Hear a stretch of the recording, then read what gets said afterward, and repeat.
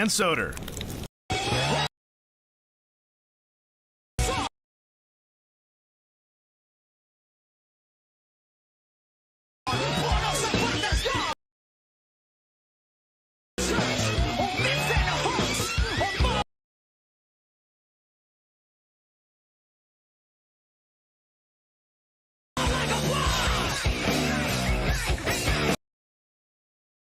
What? Done what? I've done.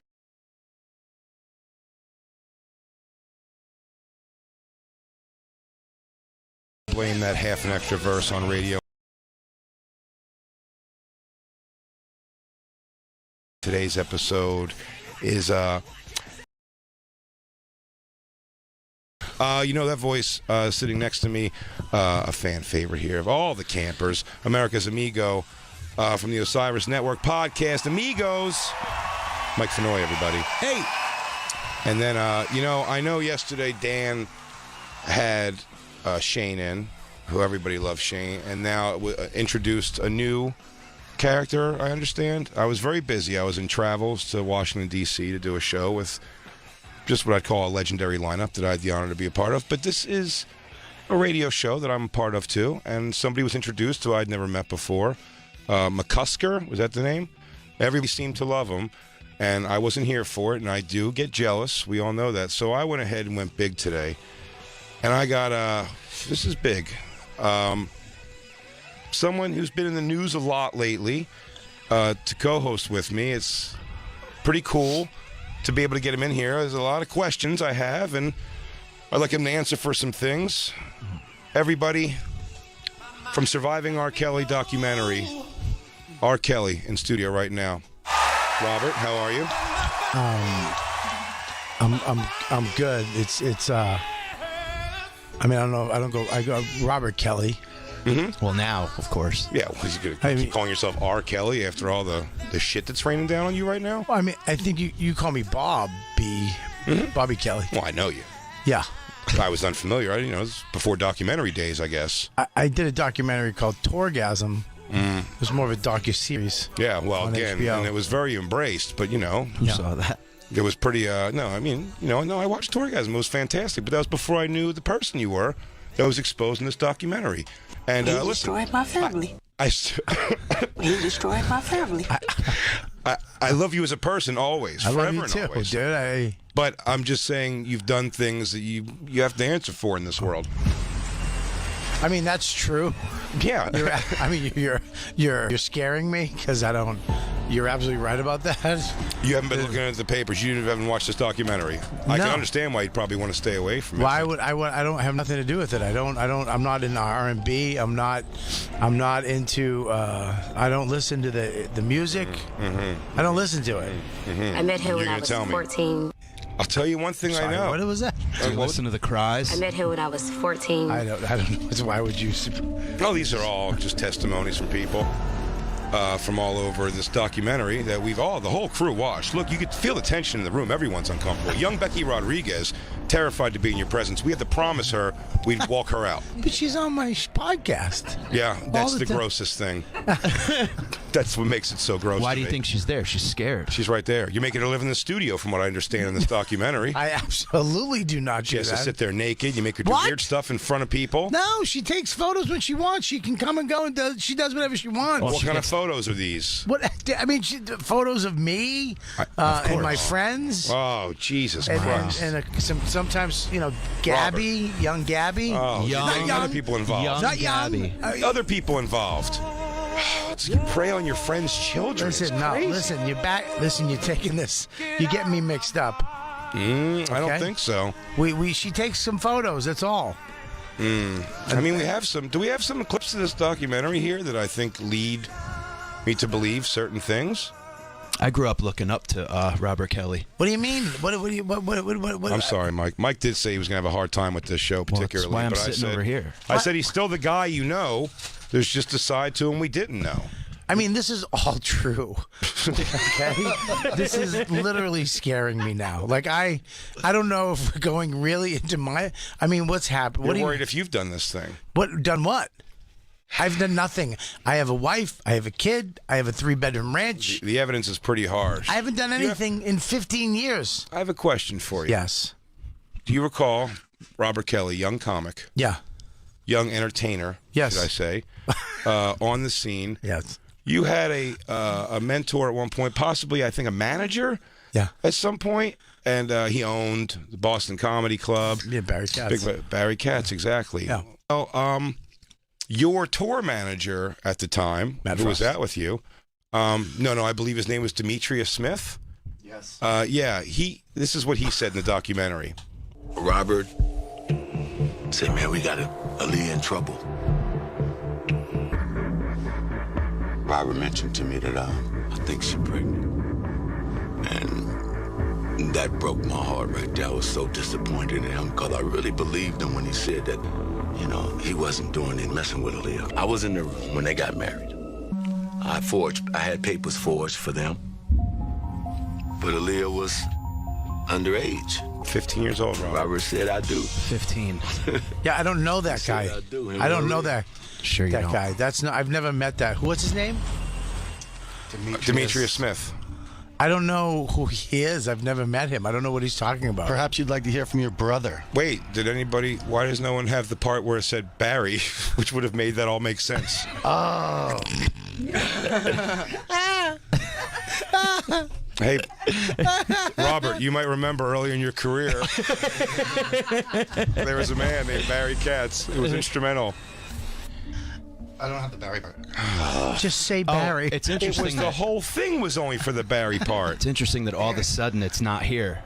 It was And by the definitely way, here. I will say when I came up today to the studio, I was early. yeah, And it was here. Robert Kelly was already here. Yeah, That because seems I'm pretty odd. I'm always early. You were influencing DJ Lou, which is you could pry him with Young Pussy in a heartbeat. And Ritz Bits crackers. And Ritz Bits crackers, peanut butter or cheese. Those are my favorites. the Cheese ones? With the cheese. Oh, why? Because Ritz it lures the kids. The peanut butter's one. None The of this kids like helps. that. Yeah, do we have something from his brother, Bobby? I know. I don't have. What, you mean my little brother? Sure. Robert likes younger women. You have people who have fantasies about different things. I like older women. Go figure, you know? Yeah. But that's just a preference. It's a Disgusting. preference. Everyone has preferences. So, what is the big deal? What's the big issue Cold. with my brother? Cold. Jay, Look, your brother's going to get your back. I understand that. when I my brother's he's a redhead Irish kid from Boston. He doesn't really sound like that. Like, I don't think that was my brother. Oh, we use the Yeah. modulator, I think. Auto tune. I yeah, think like they the did Babe the Ruth thing, throat yeah. thing. You know, When he didn't want to be, I'm sure, out there in public. So, you know, So you that made him. was like- You made him sound like a black dude. I did nothing. This is Lifetime Networks that has really rallied this campaign against you. When I saw this documentary after growing up idolizing Bobby, it felt like I just learned that Santa Claus like kicks puppies. It was the worst thing in the I don't world. like It that broke my heart. Because that was something. Call me a pedophile and fat. I don't. What? You're the- disappointed in his weight loss and pedophilia, and his weight gain and pedophilia? And his animal cruelty. Go figure. Go figure. It breaks my fucking heart, What Bobby. the? What So we the have, well, if I could probably reference you back to some of your finer works, as we all know. And Bobby, in fairness, this is friend talking to friend here. Yeah. We've had a lot of conversations. We've had a lot of Me and you are conversations. both guys who aren't going to scoff at being involved in a little piss play. We're adults. No, I but mean, we're adults. I wouldn't drink a gallon of water to pee. Like, I wouldn't muster up a piss, but if I had to go, If you had to? if I had to pee, I would do it. But I wouldn't go. You're saying you've never peed on anybody willingly? I've 'Cause you never. really wanted to. No. I've never peed on anybody. The only person I've ever peed on is myself. Well, there's a videotape that I will not bring up because the girls are underage. Oh, However, why can I see that? you know, some of these people. Why did that just do it for me? Maybe. Well, you say you've never peed on anybody, then I'd like you to possibly explain this right here. Oh, Bobby. Christ. This broke But my that's fucking not, heart. That's not me. Well, not now, of course. This is in the 90s. That's young Bobby. Oh, and then this What? happened. No. Even guys got involved in peeing on you. I wish that was me. No, that's not me. First of all, This is all going to go at the Bonfire SXM. Foolproof evidence. I mean, get the case going, Atlanta. Pop, the Robert documentary's Kelly. out. I mean, just Peeing on young girls. And then also being peed on by handsome men. All of which, and yourself included, Bobby, if I got to be nice here, I'm going to say your body's fantastic. Go, let me show him what the guy's peeing. listen. That guy's not circumcised, Jay. Guys, huh? No, it is circumcised. He's just pulling the trunk meat up. They didn't even go. They didn't. What the heck is that? Oh, That's Bob. oh, Robert Kelly. First Involved. Well, you kept it black, which is cool. I appreciate that. And let me say something. Your deltoids look ripped. Yeah, look at that. And I don't think that's pee, by the way, on the second one. I think you got the wrong. I think you got the wrong photo. I think And that I, was supposed I didn't strike you as this kind of guy, but look at you right there. Your dick's just touching with another guy's dick while another man pees on you. That's on my head, Jay. That's what Bob. I heard that's what he wanted as the Torgasm cover. Actually, That basically was very close. It's very damning evidence here. And also, this is unrelated, but I figure we probably should just show these here. That's not. And then of course, Jay. oh, things man. got crazy. Jay. I mean, Jesus. That's the face I would have if that happened. But Yeah, well, it doesn't look comfortable. what? Yeah. First of all, listen. This is just. This is outrageous. This is outrageous. I agree. It totally is. I completely agree it's outrageous. That guy's ass is perfect. Has nobody ever made you face these things before? No, Broke my heart. Oh my God! Look, I can understand being grumpy after a lot of this action. I burned your albums. I can see after these men have done this to you that you are going to want to lash out. I'm not. That's not. That's a square head. Yeah. Well, you are a Boston guy. It's Not a a square round head of dick people in up your there. round You know what I mean? Oh my!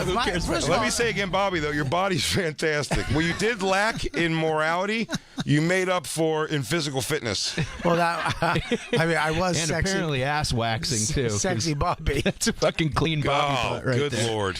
Oh, every day a new there it is. nightmare. Like a cherub fountain. That's not my penis, guys. That's 3 different penises. No. Well, no, that's not. That's one penis peeing on 2 girls. If you can go to the next picture, please. That's the same. No. The original one. Yes, that's 3 penises, Bobby.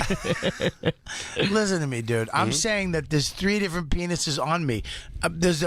Go back. Oh, at any given time, I assume. Yeah, that's a light day. First of all, this isn't even what R. Kelly was accused of. No, I know. That's why it says we dug a little deeper. This is the soon-to-be documentary. This is what I'm worried about. You. This is the documentary I'm really worried about coming out. Do we have any? Do we have? Oh, also, how about Christine? Do you have the screenshot? Yeah, the screenshot. They got a tweet. It also there's a part of the documentary where it talks about the people coming out against you. And funny you mentioned Torgasm, because your own boyhood friend, Yes. Dane Cook. Yeah. By the way, check mark. This is legit. It's really him. I too stand with the women of Time's Up. # mute R. Kelly. Yeah, but Didn't that- even give you the respect of using your name. Like he didn't know you. He was treating you. Yeah, it's turning into He that. treated you like he didn't know you. And then at the bottom it says, and for the record, I still believe I can fly, but don't need that asshole's validation. Boy, is that virtue signaling. But I mean, there is definitely something in there about me, I think. yeah, I think something. I believe he was talking to me just in a very subtle subtext way. It was like a Fellini film. I mean, he was really trying to say something without saying it. You gotta If read between the lines. If a Robert K got in trouble, Yeah. that still would have been up. Believe me, if somebody called DC got in trouble for some pedophilia, I'd have a few things to say on Twitter myself. But yeah, I think you might be right about this one. But that's just coincidence, Jay. And who doesn't like a young? My wife is younger. Whoa. Wow. Okay. What? Well, here it Well, comes. no, she's not. I didn't meet her when she was. Which you know, wife? I don't know. You only do let you- her come out and wave to us once when we come for barbecues. From the figure. She's from the You Bilko go doors. take your lap. She's cooking. Yeah. Hey, do you want good food? I do. Or I do you do want love to good sit down food. and chat to a wordy woman from Boston? No. You want to sit there and have that conversation? Yeah. So Jay, where you from? No, you want some macaroni salad that tastes good. Well, I don't mind opening up with somebody. Maybe that's the problem here, Robert, because it shows here that you have a quote. What? As a kid, you had lots of secrets. Some were terrible, some were beautiful, some were both. One secret about was what was happening to me at home, which I assume has something to do with that last picture we showed. That's actually from me. That is That's yeah. mine. That's your quote. No, that's actually, I wrote that last week on Twitter. That's fair enough. literally on every diary I've ever had. I write that in the beginning, and then I write my address and my phone number in case I lose it. I had my hand on the back of my head. I had scissors opened up. I have a That's tattoo tattooed on my on my ass right now. That's literally a tattoo. It's in brand. Yeah, It's branded into it's you. in Hebrew, but It's framed above your bed. yeah, and it's in black light ink. Oh, do we have the lady speaking who says what she feels is more important than Robert performing is him? This is just Protecting Robert Kelly and his ability to make music and entertain fans means more than what he did in his private life with these little girls. Disgusting. Absolutely. Now, disgusting. here's the thing. that's what you call a trooper. I feel like you would think, hey, look, finally, evidence that shows how could this possibly be me? Right, it's not me. Robert Kelly performing his music for his fans. Yes, How could that be you? right, because I don't sing. And then, she didn't say anything about singing. Performing music She was said her quote. performing music. Now you're for her changing the fans. words. And I'd say, does Robert Kelly that I know even do that? And then I refer you to this video right here. No, Christine. I mean, what the fuck with this production? I mean, I'm trying to fucking rake If R. Robert Kelly over the if coals. R. Kelly had them as No. if R. Kelly had them as the prosecutor, he'd win. YouTube. Robert Kelly, drums. Mike Calta show, pulling the curtain, This is- fourth wall break. It said it was removed. It said it was removed. Did it really? It's up, but it said it was removed. Oh, did it? Yes. Hey, look, everyone, it's Robert Kelly playing Perform. fucking music in front of fans. I guess that's more important than little black women. loving it.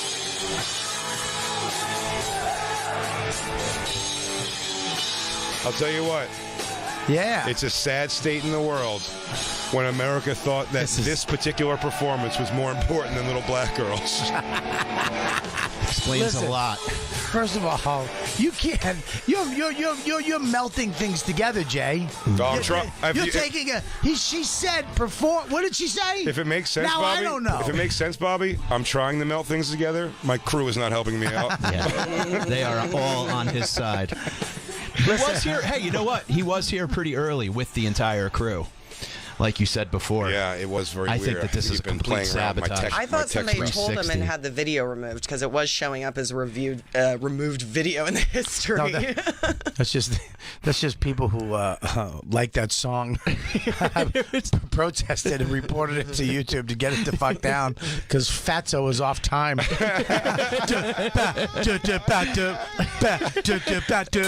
Fucking fat. I guess that's how little society cares about young black girls. Listen, Every stop other saying that.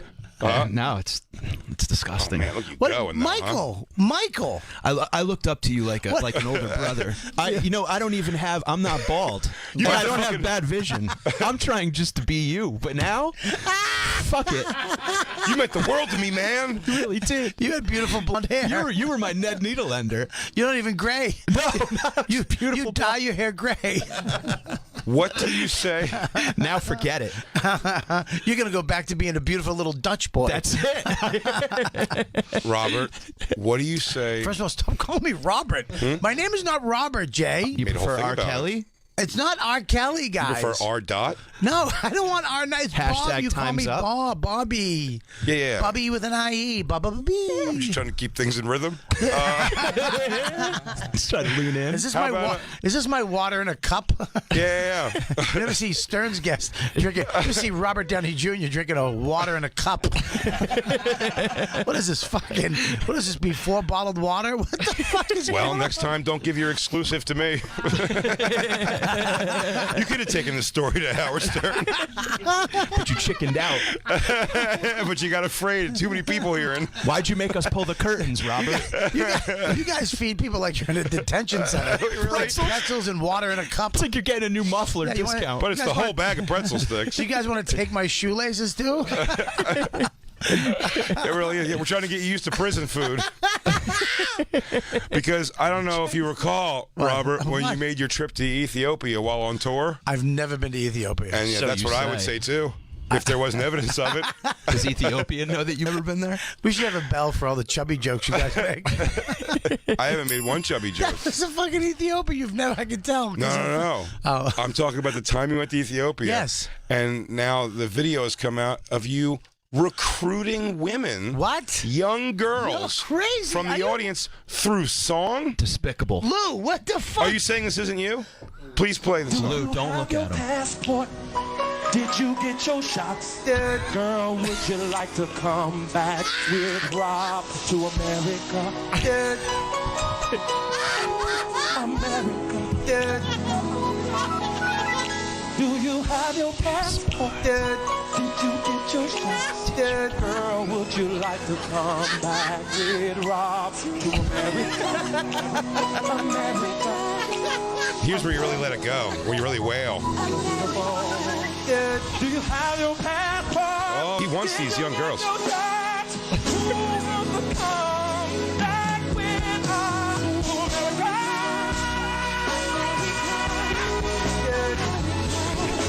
Now you're going to say you've never been to Ethiopia? Wow. That's pretty damning evidence. Where are they, Rob? Where are they, Rob? Let Becky Rodriguez go. She is not part of your cult anymore. And you let Gabby out too while you're at it. She didn't even tell me she was back in town, Gabby. You've got her so brainwashed. Gabby's dad owes me. He lost a bar bet. He's got some secrets. Listen, that was fucking. That was beautifully. I mean, it was fucking hilarious. Great case. But that was. I mean, that song. You just had a dude at the end. Can I do my closing? I just time to killed you, bro. You just got time to killed. I mean, guilty. 100% guilty. Now picture that girl's white. I mean, what are you gonna do? Black Lou, that just made you stand up almost. You almost attacked him in the courtroom like that Jeffrey Dahmer girl. that cowboy, I hate you, Jeffrey. I hate you, Jeffrey. that cowboy star just turned upside down on your hat. Now, picture she's white. That is my favorite argument in any movie. I watched it. I showed Christine that movie recently, and we went through it again. I go, what a piece of shit town they live in. That's what made them change their mind. The boy's going, they destroy her insides with their penises and her underdeveloped body. Well, she could never have children again. And the jury's just going like, it all sounds right. That checks out. Like, now picture she's white. He goes, get the fuck, stop it. That's crazy. This could have happened to a white person? Wait a minute. No, never mind. Sorry. Underdeveloped? Not guilty. Not guilty. Come on. No more white kids coming out of that? You're using the wrong word. You mean perfectly crafted. Oh, this is not helping your kid. Yeah. God doesn't make mistakes. God doesn't make mistakes. Why is my dick getting hard at this fucking child's pool? Whoa. Oh. What is that? Man. The P2? Listen. Wait a minute, guys. People are disappointed in you. Garth Brooks, listen. First of all, I don't want. Garth in Indianapolis. You can't trust Salt him. of the earth guy. He likes the Grateful Dead. You can't trust him. Hey. Fair on Are you a that. Grateful Dead fan? Almost as much as I was a fan of you. Oh my, Michael! I wasn't Mike, me, Michael. if you think Fish and Grateful Dead haven't peed on one of them, just even to get the smell off of that hippie puss they have to fuck. Yeah, they have to shit and then piss on it. That's like- just so it doesn't smell like an old lady cunt. That's like pissing on an octopus bite, though. That's different. That's different. That's Grateful Dead fan douche. A pile of shit with piss on All right, it. honey, you can come back. Squat on that. Clean off. Come backstage. guys, we got to rub that Vegemite on your twat, and then I'm going to piss it off.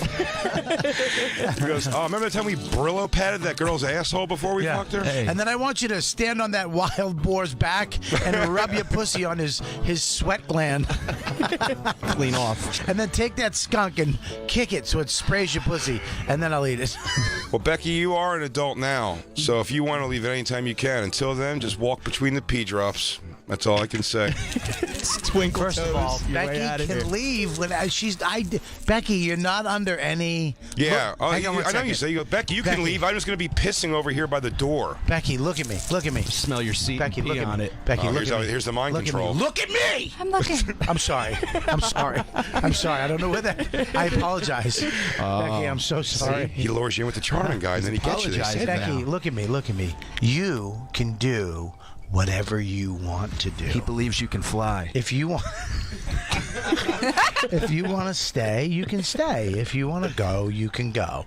It's your choice. But if you go, so help me God. I didn't say that. If you go, it will hurt my feelings. I know where your parents live. Listen, that's not me. I'm not saying that. But if you go, I'm eating extra asparagus tonight. You're fucking dead tomorrow. If you find where I put you. Listen, that's not Becky. If you go, Yeah.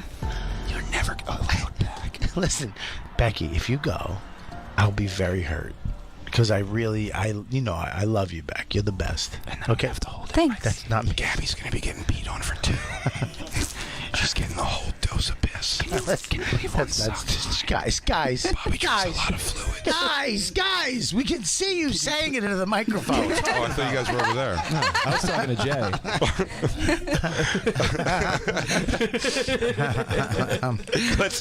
Let's take our first break, everybody. We'll figure it out. Maybe when we come back, we can get to the bottom of all this. Guilty. Until then, we're hanging out with Robert Kelly. Call him Bobby Kelly. And do not call him R. Kelly. Mike Fenoya. We'll be right back. It's the Bonfire. That was funny.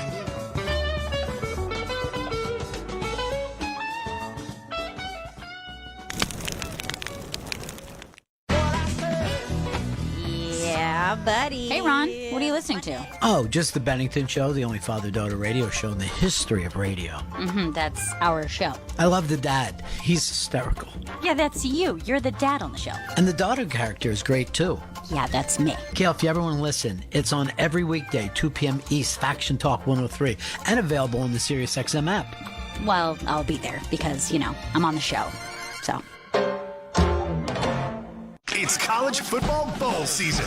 Hear the top bowl games all the way through the national championship game on SiriusXM and the SXM app. Nice quick release by Bryce Young. Touchdown, Alabama. We're previewing the matchups right now on ESPNU Radio, Channel 84, and our Power 5 conference channels, 371 to 375. You do not want to miss any of these bowl games. Get the complete bowl season schedule and channel numbers at SiriusXM.com/bowl-games. If you watch football on TV, you need Fubo TV. Fubo TV gives you complete football coverage, NFL Red Zone, plus games in 4K at no extra charge. Over 100 channels of live sports and TV, all for half the price of cable. Watch on all your devices and never miss a game or an episode of your favorite shows with the included cloud-based DVR. Plus, there's no contract, no commitment, no hidden fees, and you can cancel anytime. Right now, you can try Fubo TV for free at FuboTV.com. That's FUBOTV.com. At Peter Millar, we take pride in tradition. Ours began 20 years ago with a single cashmere sweater in a range of colors. Today, each holiday season reminds us at Peter Millar not just to give presents, but to be present, embracing old and new traditions as we gather together, inspiring ourselves and others. It's a season to appreciate craft and quality. Discover our holiday gift guide shaped by our pursuit of quality. With the softest sports shirts, handcrafted leather accessories, artisanal sweaters, iconic outerwear styles, signature colognes, and performance gear, Peter Millar offers something for every journey. The timeless luxury in everything we create at Peter Millar always begins and ends with quality craftsmanship. Browse our holiday gift guide today at petermillar.com/factiontalk to find one-of-a-kind gifts for your one-of-a-kind loved ones. Get free shipping, effortless returns, and receive a complimentary gift with your purchase at petermillar.com/factiontalk. petermillar.com/factiontalk. This message brought to you by BetterHelp, online therapy. Thank you. As we begin to see the light at the end of the COVID tunnel, a lot of people are still feeling down and emotionally out of sorts. Well, once you notice you feel a little bit off or your relationships are suffering, it could be a sign you should talk to somebody. Online therapy can help. BetterHelp is not a crisis line. It's not self-help. It's professional therapy done securely online. Fill out a questionnaire to help BetterHelp assess your needs and match you with your professional licensed therapist. Start communicating with your therapist in under 48 hours. And schedule secure weekly video, phone, or even live chat appointments. Therapists have a broad range of expertise that may not locally be available in our area. It's more convenient, more affordable than in-person therapy, and financial aid is available. Our listeners get 10% off their first month at betterhelp.com/crackle. Hey, that's awesome. That's way awesome. That's BetterHelp, HELP.com/crackle. This is Craig Harper with JB Hunt. We're looking for Class A CDL drivers just like you to join our team. With hundreds of locations nationwide, we're on a mission to match you with the position that fits your lifestyle. JB Hunt Company drivers start earning PTO on day one and have access to our health benefits after just 30 days. And for a limited time, we're offering up to a $10,000 sign-on bonus to new company drivers. Go to drivejbhunt.com. That's drivejbhunt.com. Think so. And now, back to the Bonfire with Big J. Oakerson and Dan Soder.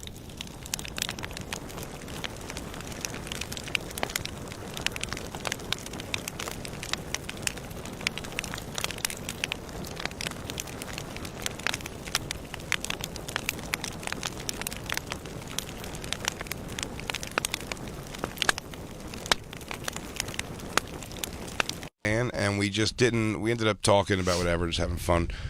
But we didn't get into. It was funny at the end of the show. Was that in the show? Did that make the show at the very end? I would have totally asked him, raked him over the coals about all that Louis stuff. But Dan didn't want to. He was afraid. All right, everyone, goodbye. I just sat here and didn't say anything either. But I don't really know what. I mean, I would be happy to have an argument with him about it. I just feel like I'm so out of his atmosphere. Judd Apatow, I'm like, I don't know. I didn't think anything of doing it, but I heard him in Norton. Did you listen to it? I literally put it on as I was coming in today. I was listening to it, and then Keith Robinson called me. Oh, and then that's a long, slow conversation. Yeah, it really is. Keep thinking your Bluetooth's broken. Talk about me too. Yeah, you stink, Bobby. Oh, that's the one that hurts the most. It did. You're absolutely right. We can only tweet, so everybody jump on at the Bonfire SXM on Twitter, or else you're not going to be able to see those pictures. They will boot us off of Instagram immediately. Instantly. Yeah, I was going to listen to it. I heard about it. I didn't get a chance to listen to it, but I want to.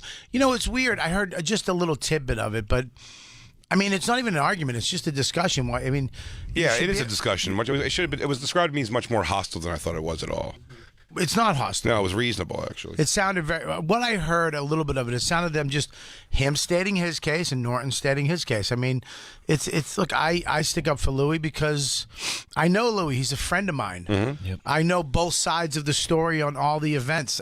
Sure. Most people know one side. Absolutely. And right. are judging it from there. And now he comes back and he does his stand up, and I'm actually doing a couple shows with him just to kind of, so he doesn't have to go out there by himself. Yeah, just have a buddy, yeah. And somebody to talk to after a show too, man. It's big. He's working on his act. Yeah. And what is he supposed to do? Ask permission on all his jokes? And who is he supposed to do? I don't understand this. Is that okay? So there's a certain ruling class of comedians that are in power right now that we have to run our jokes by? No. Or and our hours by? And the concept of that is ridiculous. Right. Absolutely. I thought there was.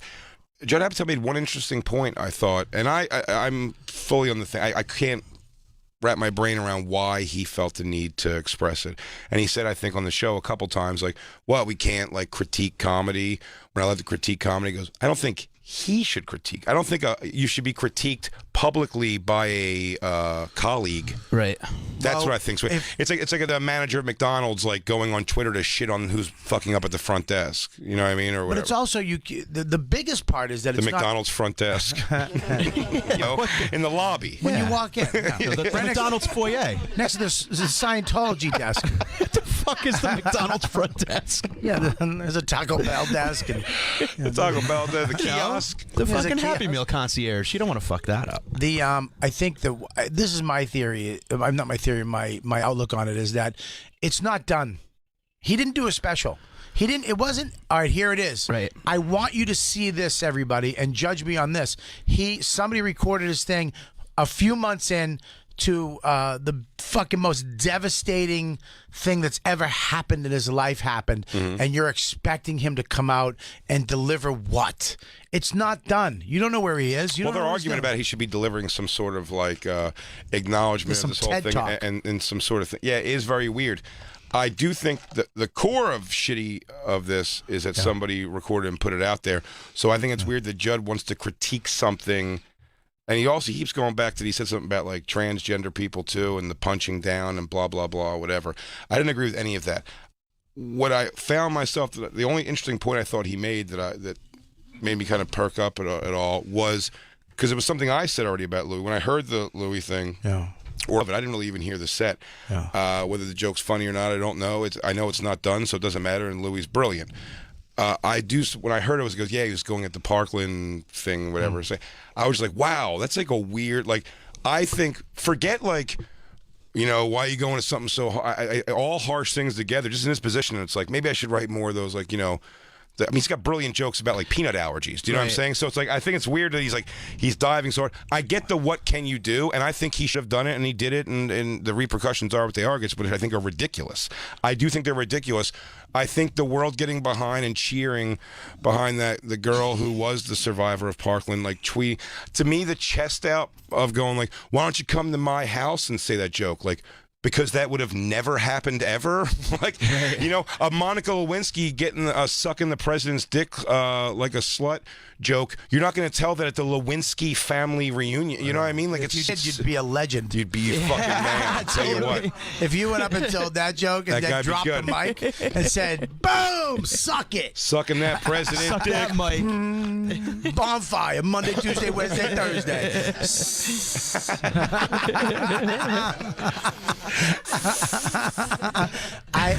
But here's the thing: is that it's not done. Sure. Right. That's. But my biggest thing is this: is somebody recorded it and put it out there, and people are judging something that's not finished. It's a guy who's working on a new set that will be released. We don't know if that joke. I have jokes that I cut out that I didn't do in my hour that maybe wouldn't have flew, or that I grew out of, or was like, I'm not into it, or that's not really. It's a kind of hacky or cheesy, whatever it is. You're judging him like he released an hour on fucking Netflix. Which that's what's shitty about it. But That's I'm what's saying, fucking whatever the finished product is going to be hilarious ultimately and gaspy, because that's what he goes at those subjects. That's what it is. It's a gasper. I get it. I understand the purpose of doing that. He did a pedophile joke on SNL. Right. And because people laughed, and the way he did it, we all said fine. Sure. Nobody said shit. I'm glad you say that, because I'm glad I said it too, because it makes you happy. The only thing, this is so nice. I love making you That's happy. what we do. We have a back and forth and do a radio program. That's good fodder. That's good I'm gonna fodder say right more there. things that you are glad about. Well, again, my thing is only that when he's going to write, and I know it's his style of writing, like kind of those like harsh, gaspy jokes, and it's not supposed to be going to these people. I hate that the kids saw it and then right away it's like, hey, tough guy, make a joke like that. It would have never gone that way. That's not who it's for. We all do that in comedy. But he just said when the perspective of somebody is shifted, that's something that you don't have. You don't have a perspective shift because you do know him. Do you know what I mean? Right. But when the world's, and the world's, this is why I can think maybe Louis is just not a little like in tune with what's happening. I don't know. I know he knows the levity of it for sure. Right. Or I should say the weight of it. For sure he's getting that. Yeah. And I do feel bad for him. Well, he even says on stage, "What are you gonna take my birthday?" Right. He goes, "You've taken everything. I got nothing that's left." That's the thing that happened now is you have a guy who doesn't have anything to lose. Yeah. Because you took it all, and now you're trying to take more that isn't there. It's not there. Like you can. There's more to take, but I mean, there's not. No, but how would you get? You can't take his money. There's nothing else to take because you know what they took from him? His power. Yeah. His power, fame. Yeah, his fame. Oh well, they didn't take his fame. They took his power. He's infamous now. Somehow more famous now. They didn't take his fan base, but they took his fame. His power is his fame. At that point, he could greenlight shows. He could tap you and go, "Let's do a show." Yeah, and that's it. That's gone. Right. So now you put him back to just as a comic. So now he's just going to do what he's funny. Right. He's going to go try to find funny, and he's going to do whatever he wants to do. Whatever. I know guys that were hacks, stole jokes, known hacks. And then at one point they went, I don't want to do this anymore, became crystal clean joke writers for The Tonight Show, and now they're just monologue clean, hilarious guys. Yeah. So you can't sit there and say, you know where he's going or what he's doing or what his journey. He can do whatever he wants. Sure. Yeah. And now the fact that they're being judgmental, people can just. So what you're saying is it's okay for people to record our sets anytime they want now and then go release it and judge us on it and take stuff away from us because a small group of people. Look, does everybody think Judd or Pete Holmes is oh my God? No. There's people that don't. Look, I think he's funny. I like Judd. Okay, I like Pete. I have no problem with those guys. But I'm not going to sit there. If someone sits there and goes, I have people that go, he's fucking unfunny. And I'm like, well, all right, whatever. I don't give a shit. Why are we going to have this conversation? Why are we going to have this conversation about what you don't think Judd is doing right on stage? Okay? Right. Yeah. I do what I fucking do. You do what you do. Maybe yours is clean, more acceptable, more worldly, or you can get on places and not as offensive. What I do is offensive to some people. Is it the most offensive? Fuck no. But I don't judge the people that are fucking really offensive either. It's what we do and who you are as a person. That's a big thing. So to go back, the only thing Judd said made me think, and again, I just don't think it's Judd's thing to put that out there on Twitter. Yeah. But he just took almost more of an explanatory thing of why it would blow up like that. Not that we don't understand why the world hearing a Parkland joke and wanting to be mad at somebody gives you an excuse to. Right. But he just said, when you find out Michael Jackson is molesting children, or when that's proven or whatever it is, if that was proven to be true to you, or Michael Jackson admitted in some way, as Louis did, when you hear like Pretty Young Thing, he goes, it kind of makes you take it in a little bit differently. And I go, sure, I get the point. So I get why one of my favorite jokes in the world, Dan Adamant's pedophilia joke about Michael Jackson, because he was a better. It was easier for him to be a pedophile because he had rides. Yeah. Most pedophiles are working with candy. I mean, you can't. I mean, you're hilarious. Of course. He goes, the kid walks up and he goes, hey, kid, come here to the van. Come on, get in. He goes, you have rides? I'm not going to suck your dick for an hour later. I mean, it's hilarious. But to take something as fucked up as pedophilia, and to make a joke about it, now we have to worry about everybody that's ever been molested hearing it, because like you said, it's not for them. Yeah, it's not for you to hear. We're not coming to your house and forcing you to. If I don't listen to certain jokes, now what I do. I don't have any jokes about Parkland shootings. It's just not my thing. But I don't hate people who try to find funny in those jokes. Of course not. I'm just saying for like Buford T. Idiot in middle of the country, wherever. I'm saying it's more. Should be a show, by the way. You can follow him at Buford T. Idiot. I'm saying I understand. I thought what Judd said there, just to me, explain. It answers the question that I had, which was, this is Louis' humor from the day you've known who he was. Why would you get mad at this now? And it goes, because I'm subscribing totally. Make the harshest Parkland joke if you want, as long as it's funny. Right. Exactly. And if I had that joke that was just a harsh joke, and they go, one of the Parkland kids was in the back of the room and ran out of here upset, that would fuck my night up. It would fuck of course, every comic. More than my night up. I'd have to wait till I can get on and make a public apology. Not because society told me to, because I'd go, I fucking do a joke about this, and then one of those kids was I'm a fucking idiot. What's wrong with me? You would feel bad, but you wouldn't have done that joke if you knew he was there. Absolutely true. And also, you wouldn't do the joke if you knew it was being taped. And could have been fucking released. Comedy's supposed to be in the dungeons, in the dark alleys. Yeah. It's jazz. It's not fun. But what happened now, all these people go to these huge fucking venues for cash grabs because it's not for the fucking value of a comedy show because the people they can't hear you. Right. Okay, they can't enjoy the show. Yeah, the garden's in a comedy venue. Exactly. So go fuck yourself with that. That's a money grab. Sure. Okay, because comedy's 300 It's cool people to or less. say you can fill those tickets. Whatever. For sure. Fine. It's an ego thing. It's a money thing. It's not about stand-up. Stand-up is in a small venue, and I say this all the time. The comedy club is the safe space. Yeah, should be. You don't need a safe. We say the fucked up shit that you can't, so you can laugh at crazy shit. All the fucked up shit in marriages, all the fucked up shit with religion, you don't think Christians thought George Carlin was a fucking going to hell with what he said about God? Yeah. But they sitting in the audience and they're Christian laughing their asses off because God always needs money. It's like that's true. Holy shit. Well, you know what Twitter doesn't hear, and you know what like Buford T. Idiot doesn't hear or see is good show name. He works hard though. Outside, yeah, he's a good man, pays his bills on time. Same woman, 37 years. He doesn't see people walking up outside, like going and trying to find Louis after the set at the cellar and tell him like, "We're happy to have you back. Like, thank you, very great job." Like, you only hear, you never hear the the negative, stuff. of course. Like, all you're hearing is that's the thing that pisses me off. Is that like hosting and bringing him up and watching the crowd watch him is almost kind of like, holy shit. Like, how are they going to react? Like, if he does something funny, I love watching that. I did 4 shows with them. They lose their minds. Yeah. Oh yeah. And they go nuts. And here's the thing. It's but like, they don't hear about that. What you should do is write down what you want him to do. Write down what you want, what he needs to do in his set. Write down bullet points. You need to say this. You need to address this. I mean, is that where we're at? And send that to Christine. You want to give his address, Judd Apatow's email address out on the radio? But and I understand. Look, at least Judd is having a conversation about it. I thought when I heard there was an argument, I was like, oh, this is going to make me be like, fuck Judd. But I thought he like discussed his point.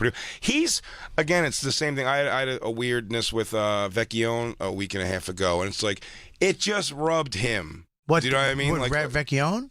Yeah, we did something on Skanks that just rubbed him. Okay, yeah. And it gets that, you know what I mean? So it's like whatever it was, like Judd sort of explains it at one point in the thing. He goes, he dealt with something with like abused victims of like transgender people being abused. So he just saw something with that recently and it affected him. But again, he's making the mistake of like, you're letting your feeling affect like the greater thing. You're like, maybe we should just take it easy on trans people because they get murdered in record numbers. He goes, it doesn't make my joke not funny, man. Right. Because I would never just go, hey, baby, trans people get murdered in record numbers. Get it? Like, there's got to be some substance around a humor of that. You know what I mean? Because I don't know. I don't want to go up there and tell a sad story about something. But you're saying that we can't make fun of. All you're saying is that you shouldn't make fun of trans people. You shouldn't make fun of gays. You shouldn't make fun of blacks. You shouldn't make fun of women in a bad way. You shouldn't make fun of shootings. You shouldn't make fun of. Now you have to come up with a list of stuff we can't do in rooms. Yep. Now we all should not do this. Okay. Now we're living your life. Yeah. Yep. You're not living. How about the guy? Yeah, you're a jukebox now. So now I live your values system. I live your religion. I live your views. I'm you. So you're just, that sounds like fascism to me. That's crazy shit where it's like, look, here's the deal. I like Judd.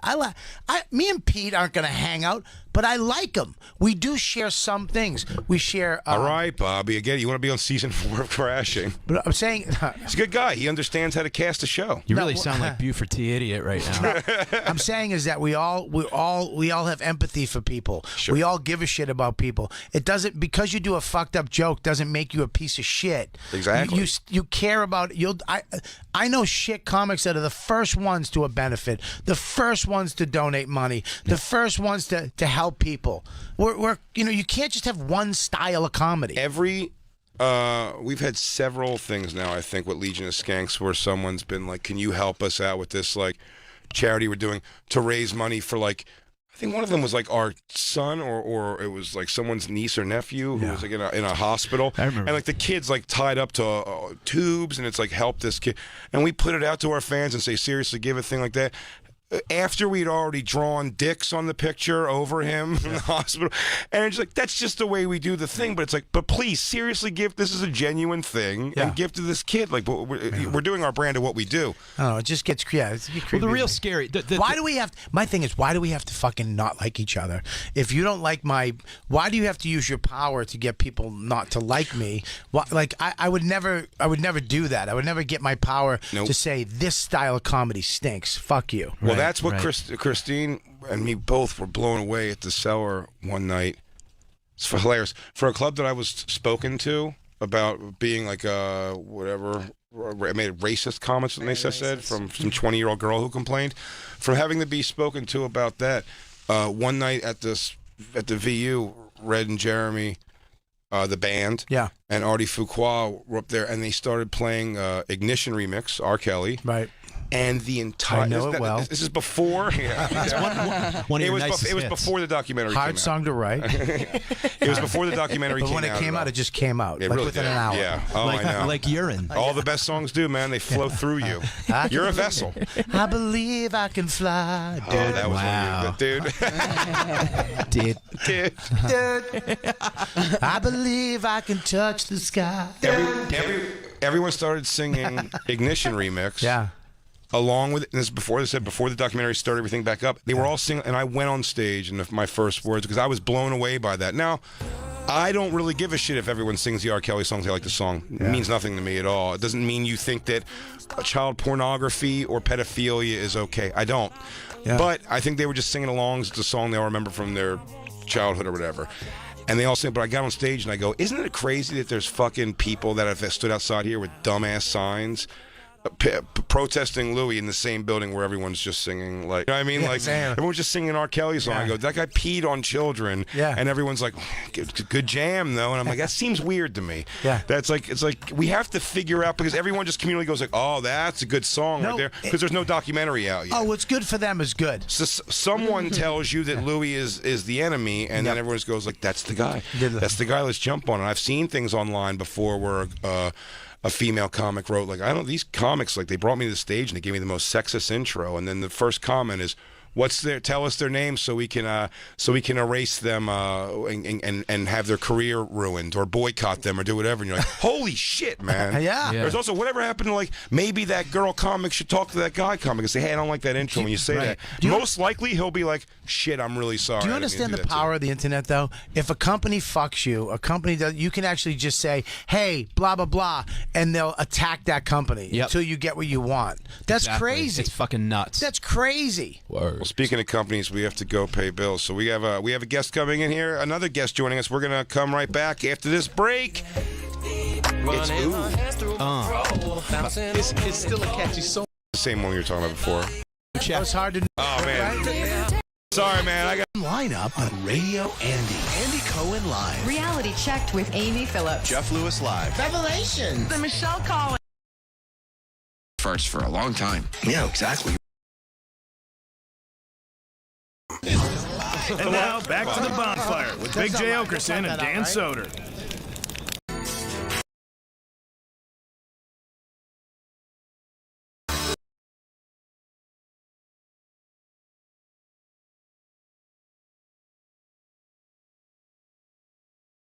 Robert Kelly, you know, the pied pedophile is a sick individual.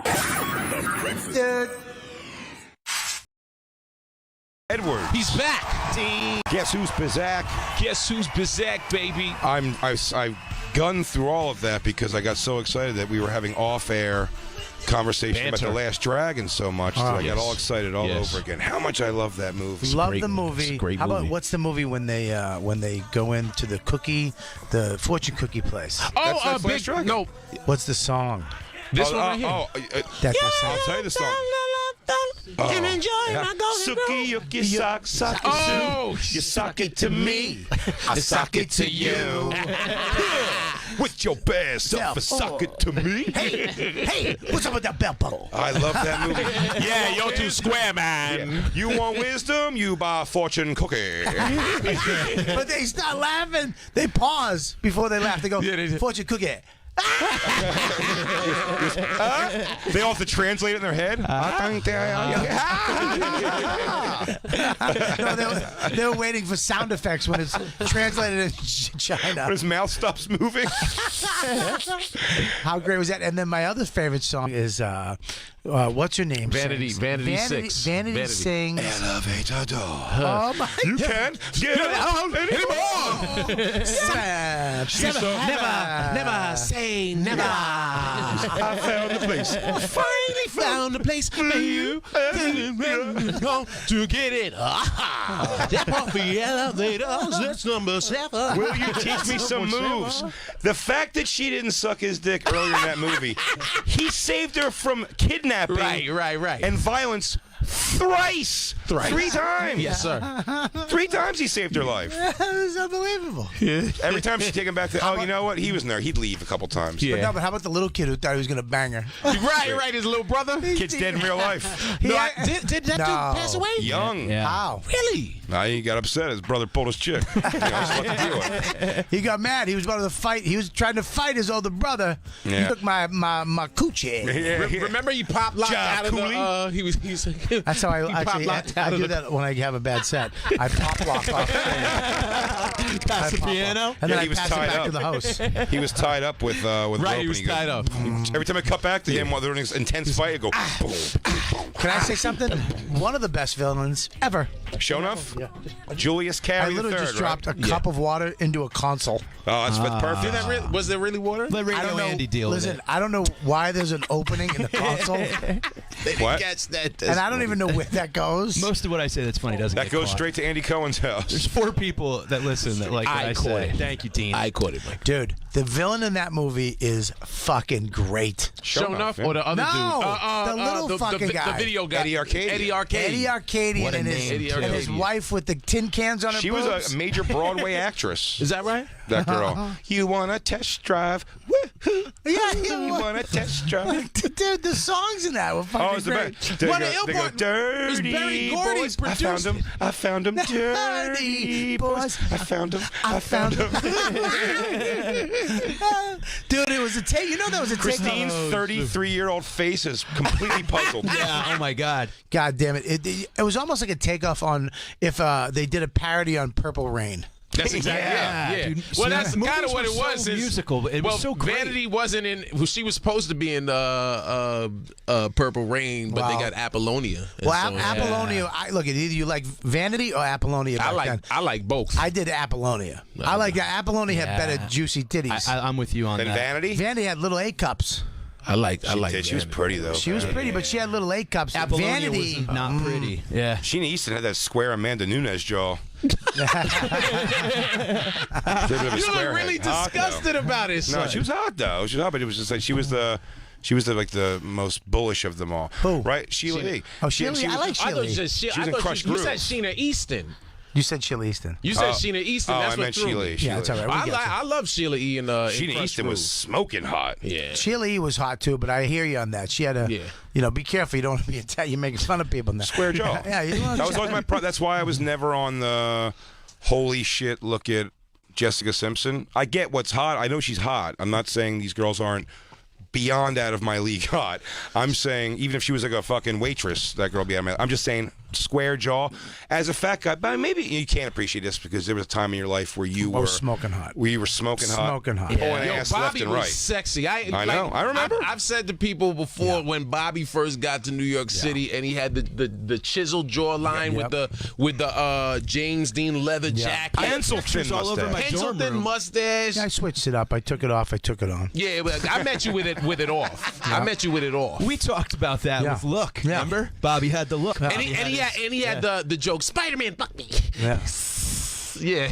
I don't know if that was me, but that was you. I'll take it. Don't. I don't know that joke. I Spider-Man, remember. fuck me. I remember. Yeah. I don't know. Dean Edwards has never said Spider-Man fuck me before in his life. It's definitely you. It was you. It was you. Thank you, Jay. I did a lot of fucking. Dean Edwards just cursed for the first time since 1997. There he is, right there. There he is. Look at that. Man, wowie. Oh, that's a sexy beast, right? You know the girl taking the photos? I was finger popping her in the next photo. I know, and I know who it was, and I was so jealous of that when I met her. Really? I believe you're right. I believe you. Except I can see both hands. Look at the one at the end, though. The one at the end. Let me see the one. That one. Look at that.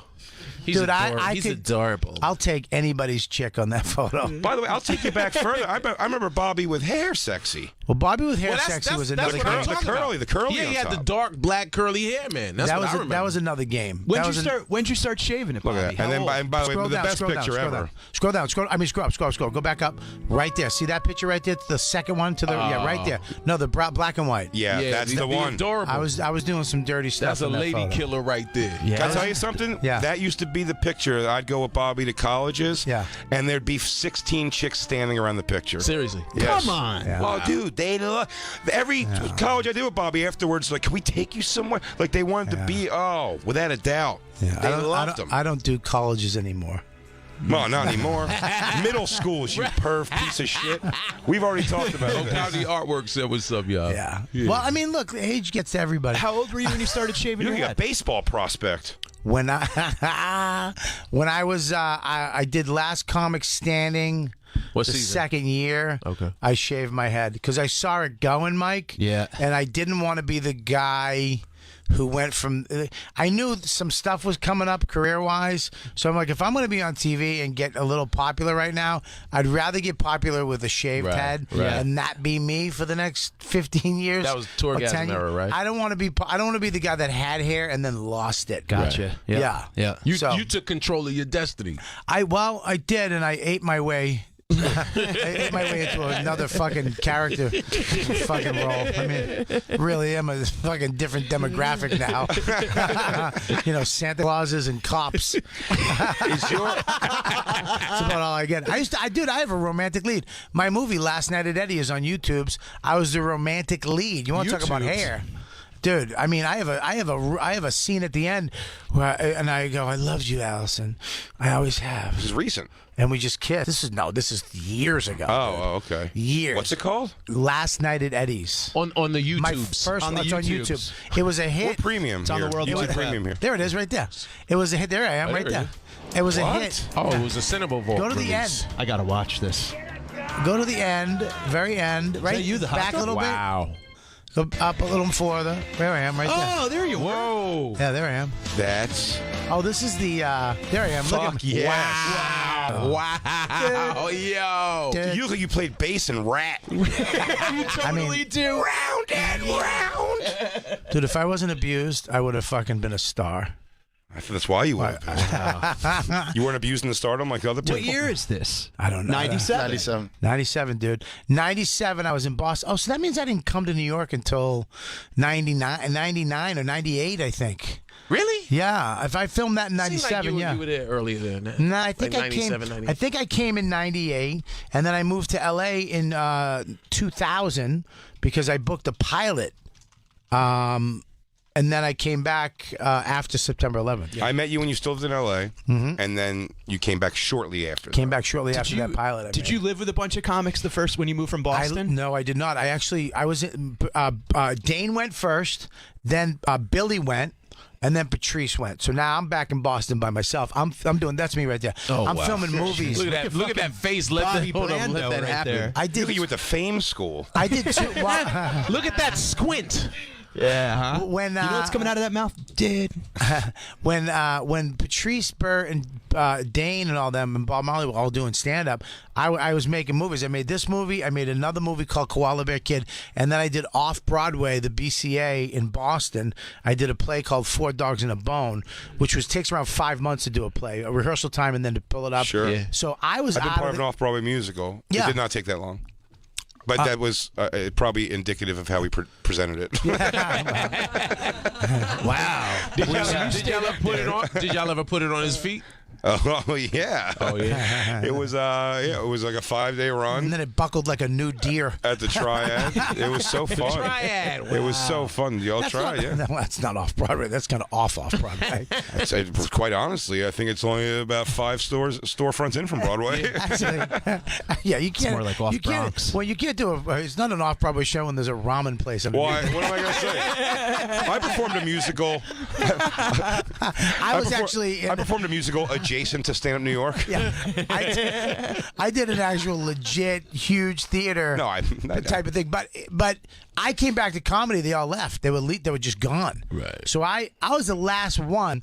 I took my acting reel, not my comedy reel, because I came to Boston Comedy and did a show for Barry Katz one night on like a Tuesday and bombed. Fucking took a hot one. Really? And my friend Aldo Benny he went up on stage with an English accent. Did his whole set as an English guy. From Boston? And Barry loved him.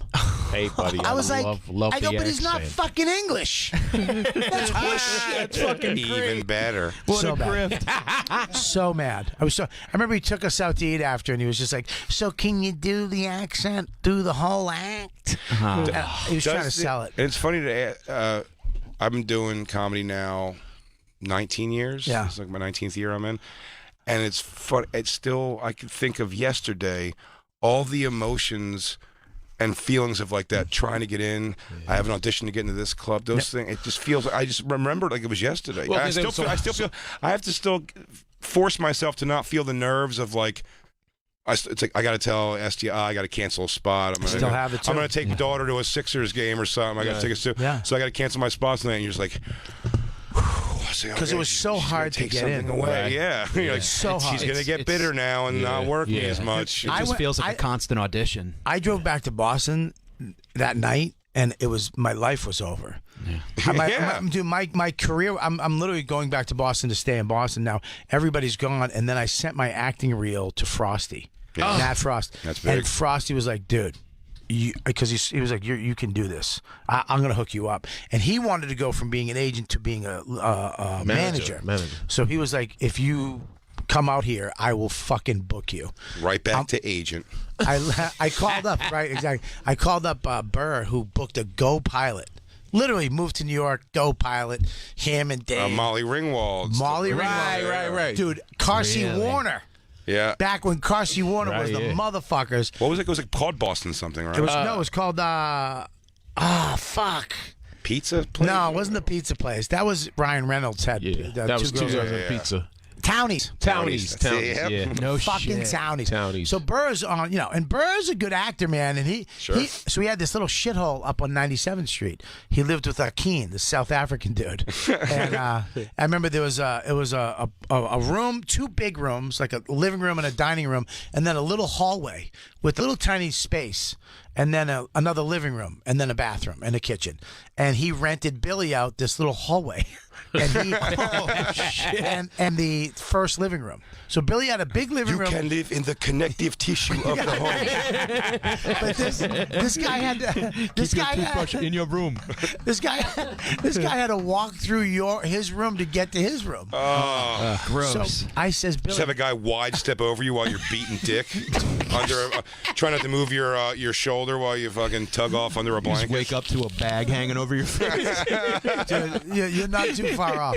So I called Billy. I go, Billy, look, you still have the place in New York. You live in L.A. Let me rent the place. Let me pay for the place in New York. I'll pay most of the rent. And when you come back, I'll hit the coach. And Billy's the shit. Mm-hmm. And he was like, all right, fuck it. Cool. A month later, I moved in. Wow. Really? I literally drove to New York. I lived in a fucking... Dude, the place I lived in Boston was garbage. I had to put like plastic bags around my bed so I would hear the mice. Oh, what? Really? Christine lived like that when she first moved to New York. Yeah. Really? I just didn't have money. Just lived amidst mice. Not at Billy's place. Billy's place just had cockroaches like any New York apartment. It's New York. Yeah, it's just New York. It didn't have mice or anything. But I remember when I was sleeping there, I moved in. In Boston. This is in New York. When I moved to New York, my place in Boston had mice. It was fucked up. But when I moved here, I remember sleeping in the bed, and I just remember hearing the guy walk by, like his feet, and I just remember them stopping. Oh shit! Oh damn! and then going. And I was like, what? The next day I went Home Depot, bought a fucking pole, bought a curtain. Yeah. I built a fucking like watching me. Yeah, like a ship. Weird. I just built a submarine curtain. Man. In front of the bed because I was like, dude, this is too creepy. Too creepy. Did you ever ask him why? Like, no, I'm not good at confrontation. Try to just buy a curtain. Can I tell you something? Bobby is not. Yeah. Bobby's a good person to ask about things if you're also not good at confrontation, because he gives you a non-confrontational way to handle things. One of the best pieces of advice ever.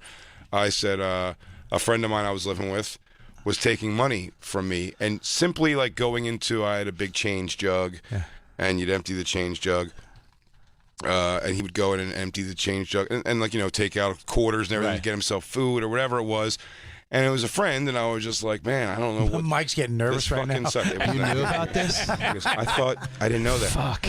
And I even did things to try to prove, to make sure it was happening before I was even going to accuse anything. And I remember talking to Bobby, because Bobby knows both, and I was like, I don't know. He's just down. I get he's down on his luck, but it's just like, I don't know what to say, man. It's fucking weird. I go, how do I have a conversation with him? He goes, don't. He goes, go get a padlock, put it on the outside of your door. He'll know. And that's just what I did. It's never even. I go, what about when he asked me about the clock? He goes, he won't. He didn't. Right. Of course he's not. He's going to go, oh, I know why that's there. He's not going to ask me about it and have me say something. Call you up. Hey, dude, can I have the key to your padlock? I left something in your room. I left some change in your jug. Change in your change jug. Yeah. I remember when I used to steal change when I was a kid. My uncle had these big change things.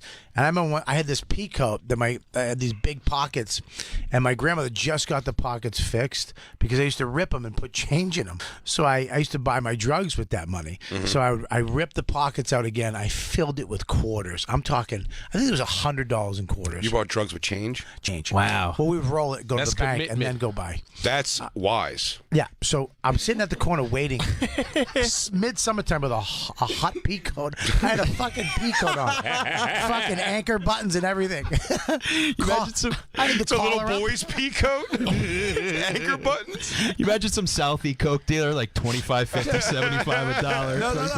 So I'm sitting there waiting for the bus. I had all the change in my pocket, and my uncle pulls up, the guy I stole the fucking change from. He goes, you want to ride? I go, no. He goes, get in, you fucking idiot. So I had to grab the change and hold it. So it would jiggle. Jiggle. Just sweaty fucking change. Dude, I was like a fucking spy. I had to sit so quietly, and every bump I had to hold my pockets. You had to giggle over the sound. Yeah. He goes, all right, we're going over a couple of speed bumps here, son of a bitch. True. Wow. When I got sober, I wound up paying him back. In change? No, I get That would have been great if you handed him 4 pea coats. I realized how 4 pea coats full of quarters. Right. my stepfather, who I love, and I don't even get mad at him for this because I understand this is what children are for at a time. But when I was younger, my stepfather used to send me just blindly with no fear. And didn't he make it seem like it was a weird thing to me? Because we were broke growing up. So we had a change jug. And also we had a couch that for some reason just like sucked your change out of your pocket. It's one of those ones just sat in a way that always happened. So we would dig in the couch. This is 3 times a week, easy. Dig in the couch and empty the change jug and get like all the change. And then because I was too young to know how horrific you look to the person, my stepfather would send me down with exact change, no tip, all change. To open the door, and I'm just going like, I'd go, I have all change, you know, and the guy'd be like, oh, okay, and then I'd be, and then it'd be like, how much is it again? Like 17.04, and you're like 17. Oh, sorry, 1, 2, 3, 4. Like, and this kid would be like, okay, and I'm like, hey, bye. We'll see you again in 2 days when I do this again. Sick. But I didn't even know. I was like, what's the big deal? I mean, money's money, right? I didn't know. I was a kid. I know my stepfather, we were too broke to do it any other way. My stepfather would be like, this fucking fat dope has no idea. And he's not going to not do it. He wants the food more than he wants his ego stroked. Like, you want pizza or you want to feel good about yourself? I want that pizza. I remember I want that pizza. I bought a $100 bag of weed back then. Damn. with that money. Wow. Was that a brick in the fucking that time? I know, right? It was a big bag. Cochise, what were you doing up That's there? a Honda Prelude made of weed. We got I think two things of bed sheets, rolling papers, made 2 Cheech and Chong papers, and rolled the whole bag in 2 joints. What? Jesus. And we smoked. Went to the park and just smoked the fuck out. Because back then we hung out with the older kids at the park. But if you had weed or booze, they'd let you hang. So we went down there. Around 6 of us just sat in a circle and smoked the fuck out of it. But it wasn't weed now. No, it was weed. Weed back then was Right. It was a weed. It was seeds it and was whatever. popping and fizzing. Yeah, it had a whole bunch of sticks and we had to take all the seeds out. We had to that take the took 8 sticks out. hours. Dean, you never Put him on did a you ever frisbee. do drugs at all? Nah, I never smoked, never drank. I used to make my parents drinks, and so coming up as a kid, I used to make my mother's screwdrivers. Yeah. and I hated. I thought vodka was disgusting. Like the smell get you young? The smell. I taste. I was like, ew, why are you drinking this? And then like my dad drank Heineken. I was like, this looks like urine. So and then by the time and then. When I decided I wanted to when I saw Eddie Murphy as a kid, and he was like, everyone always praised him for not smoking or drinking. Every show he did, they were So like, you have sex with transgendered women, man. How did you know, Jay? Everybody has a drug. Yeah. Well, Bobby's. I don't know if you know this, but Robert Kelly's over here is underage, peeing on underage women. Whoa, that's Break my heart. I'm just saying there's a lot of It's evidence. that other Robert. Buddy, how many disappointed limo drivers there are at Zero Ground in Vegas? They just have R. Kelly on a sign, and I show up just fatty with a wheelie bag and a backpack. Have you realistic? He's wearing a tarp like he's going to a Gallagher concert. And he's wearing you're not that R. Kelly. He's like, you could pee on milk. I'm ready, Mr. Kelly. Oh. The last time I went to Vegas, there was an old black guy who was picking me up. He was a limo guy, and he had that sign on an iPad, R. Kelly, R. Kelly, and they were talking. And as I'm walking up, they didn't even look at me. I go, hey man. He goes, what's up? What? I go, I'm R. Kelly. He goes, oh, shit. and he whispered something to the dude. And he goes, let's go. Didn't even try to grab my bag. He went, let's go. That's fucking hilarious. That is the letdown. Dude, it's happened probably 4 times in Vegas. On Ground Zero in Vegas.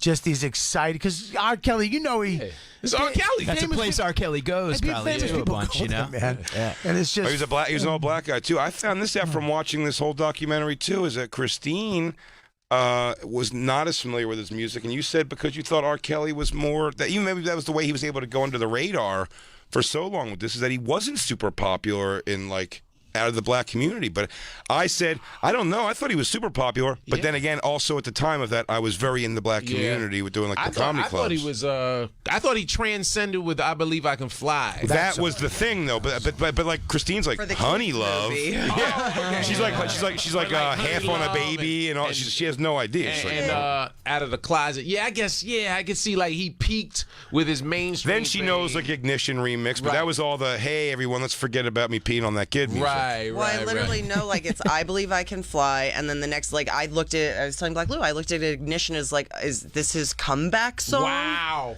I didn't really realize, like, he's not a super popular character, not in Redondo Beach, California. So I guess you weren't hot enough for him to kidnap you and pee on you. I guess. I guess R. Kelly missed that mall punk genre. Yeah, he wasn't at the South Bay Galleria too much. He wasn't. Oh man, let me tell you something. Christine could have got a Blink-182 fucking 3-way dance on that piss fountain. It would have looked like fucking Bellagio in her mouth. And then with the girl with the rock show, and then with his bow and the ball with sweater. Anyone from Blink-182 could have fucked 16-year-old me. She would have the strobe lights from Hot Topics. Lava lamps. A fart gun. Spraying silly string in their face. Hang on, your lip ring got caught on my clit ring. I like that. My wallet chain's caught on your dick, R. Kelly. Young Bobby Kelly is disgusted by all of us. He really is over the goes, Dad, what are you guys doing? What'd you let happen to us, dude? Look at that hair, dude. Look at the earrings. Look at the two rings. Oh, you had the 2 hoops. That was my motorcycle, by the way.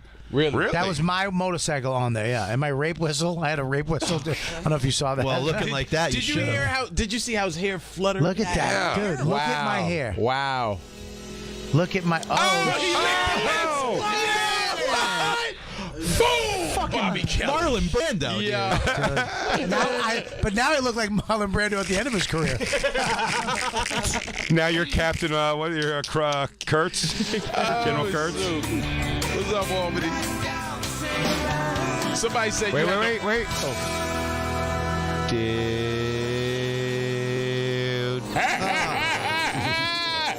That's when I. Oh, shoot. That's when I come back to town. Oh, because I left town. Because you realized you had unfinished business. Yeah, I had unfinished business. That's Jamie. She's actually a comic. How long's the movie? Oh shit! Look at the. Can I be honest with you, Bobby? The neck on that shirt is hitting Buttafuoco dimensions. Yeah. Listen, I'm not the wardrobe. Did you come right from Gold's Gym? Well, I mean, look at me, dude. One more time. This is amazing, Bobby. Oh, dude. Wow, look at that lip. Look at the top lip. Did you get laid on the set at all? Sometimes no answer is an What are you worried about the Academy finding out? Yeah, in the Philippines. I'm up for a Philippine award this year. Yeah, this movie is huge in the Philippines. What's the name of it again? It's Last Night at Eddie's. The Last Night at Eddie's. I'm gonna watch. Our fans, by the way, are going to pick through this movie. Yeah, this movie was fun. They were trying to make, those late '80s, early '90s movies. Of course, that was a remake to this, and I played. Look at me, dude. You're a hell of an actor. Yeah, I am a good actor. But I'll need a favor in return. Did you kiss this guy? I'm not watching the door again. You see that? You see what just happened? Bobby, hang on. Pause. This scene does look like a gay couple arguing. Yeah, it totally does. Let's all stop for a second and just say, rewind a little bit, and let's just say this is a gay scene right now. This is two guys who are in love with each other. Yes. One's the top, one's the bottom. Okay, let's play. Right there. Okay. Seeing as you blow in town tomorrow, I can forgive you this time. But I'll need a favor in return. Look, I'm not watching the door again. You see that? You see what just happened? I cut you some slack. That's what he calls fucking from behind, watching the door again. Come on. Whoa. I gotta talk to you. And then you cut to me just taking it in the ass. Soft face taps. By the way, Christine, let me see the timing. Oh, Christine, let me see the timing. If you go, I'm telling you, if you can only stomach getting through 5 minutes of this movie, and you know how to do anything with video, have a field day making whatever gay things you want to do about this scene. It should, from that part where he goes, I need a favor, it should just cut to a guy in roller skates fucking another guy in roller skates. Crying the whole time. The other guy just trying to hold the platter of hot dogs and hamburgers. Dude, lunch boys. You can't make this movie no more, though. Watch this. You can't make that. Look at that. That's just gratuitous TNA. I love it. It'll get called out for sure. And there's so much tit in this movie. I mean, just for no reason. Naked tit. Yeah. Really? Yeah, absolutely, dude. Thank God we have YouTube Premium. Yeah, absolutely. This guy lived in New York. He was actually he was really like this, by the way. What, super into you? T-shirt. Oh, by the way, T-shirt, love it. Inside out. You roll it up so you can see what the outside normally looks like color. Hell yeah. What was your character's name, Bobby? In Dylan. Dylan. Why wouldn't it have been? Dylan. So fucking Dude, perfect. if you go to the end of this movie, if you go to the Bizarro very end. Drew Barrymore. Wait. Go back. Wait. A little further. Just right there. Don't ruin it. I just realized how dickheadish the question was going to be. That I was going to say, did anybody come out of this thing famous? I was asking you about your movies.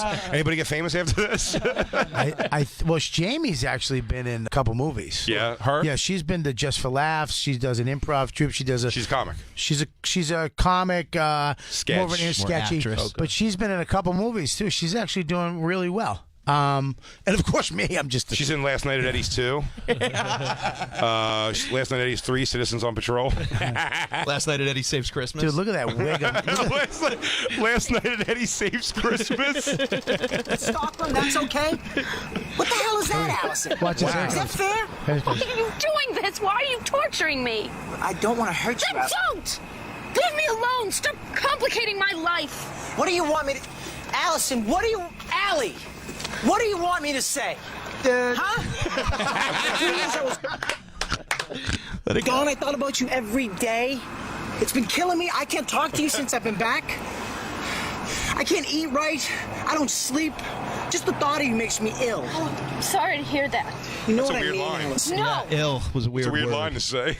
The thought of you makes me like the ill. X-Files. Yeah, but I got to do my close my eyes inner thought moment. If you go back a little bit, when she says that, my acting choice was this. Ready? Watch this. Let's go. Watch this. Complicating my life. What do you want me to... Allison, what do you... Allie, what do you want me to say? Here we go. Huh? The 3 years I was gone, I thought about you every day. It's been killing me. I can't talk to you since I've been back. I don't eat right. I can't eat right. I don't sleep. Just the thought of you makes me ill. Watch. You know what I mean, Allison? I don't know what you mean. Actor's Why don't you choice. tell me, Dylan? That was beautiful. Wait, here we go. Watch this. Here we go. Wait, stop right there. Actually, for a second, go back like 2 seconds. I want to say, here's what when I was on Z-Rock, which is the limited acting I've done with any consistency, it is you feel so accomplished, especially early acting when you do something like that. Yeah. When the line is just like, it's like, come on, Dean, we have to get out of here, and you go, come on. Dean, come on. Yeah, you have the moment. We got it, dude. We have to get out of here. And you're like, and they go, cut. That was good. And you go, hey, let me do the thing. I did a thing right there. That wasn't in the script. I did a thing. You're so happy with yourself. You made a choice. I made a choice. Go. Yeah, I made a choice. Pamela. Yeah. What? I'm gonna give this to the back of my eyes. The back of my eyes. Yeah. Watch it. All right, here we go. I Ready? had it up to here with you. Here comes the I music. don't sleep. Just the thought of you makes me ill. I'm sorry to hear that. You know what I mean, Allison? No. I don't know what you mean. Why don't you tell me, Dylan? Why did you come back here? Why do you... Yeah, right there. That's what I mean. Why? It wasn't written in the script. Why do you... Pause. Why do you... This is great. Wait, watch this. Watch this. It gets worse. Or better if you're... I came back for you, Allison.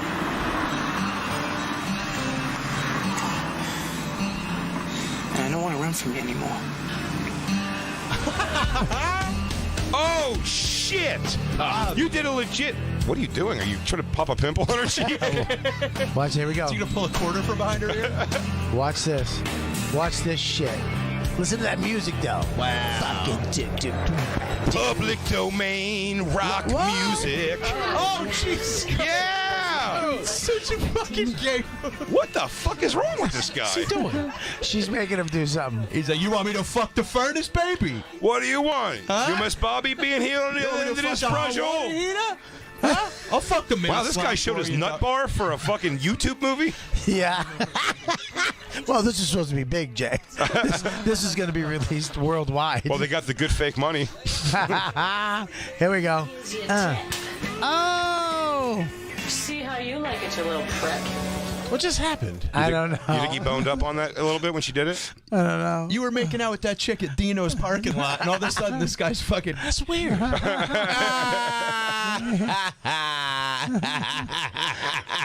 That was quick. Wait, before you start taking this picture, is that the one that we had before? Hilarious. Somebody tweeted this out to us a couple days ago, not with your picture, Bobby, but the Age Ain't Nothing But a Number album with R. Kelly in the background.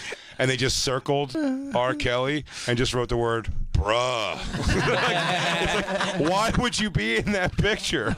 That's hilarious. Did you watch it all, Dean? What? The documentary? No, I watched. Why? You didn't want to relive it? I didn't care. As one of his background dancers, you didn't want to relive the horrors? I danced during Vibe. I didn't care. By the way, they just keep showing stock footage in the documentary of R. Kelly. You go, the way he moved, the way he sang, and every time they say the way he moved, they just show him one dance move at one Doing concert the where he's going. He's pumping, of course. It's like the only thing they keep showing on a loop. Like, that is one move. Have you shown Max this movie? What movie? This. Oh no, Max hasn't seen any of that stuff yet. He doesn't know about sex, drugs, or really he doesn't really know about. He knows about my comedy. You took him backstage to stand up. He's seen me do stand up at Just for Laughs. He's come on stage with me. Yeah. Last year, 1,500 people at the Nasty show. He came out, walked on stage. That's so awesome. But you've never said look, that's Daddy on TV. Not and showed yet. him like a Louie. Not or yet something? because I don't want to fucking weird him out. Yeah. You know what I mean? I don't want him to.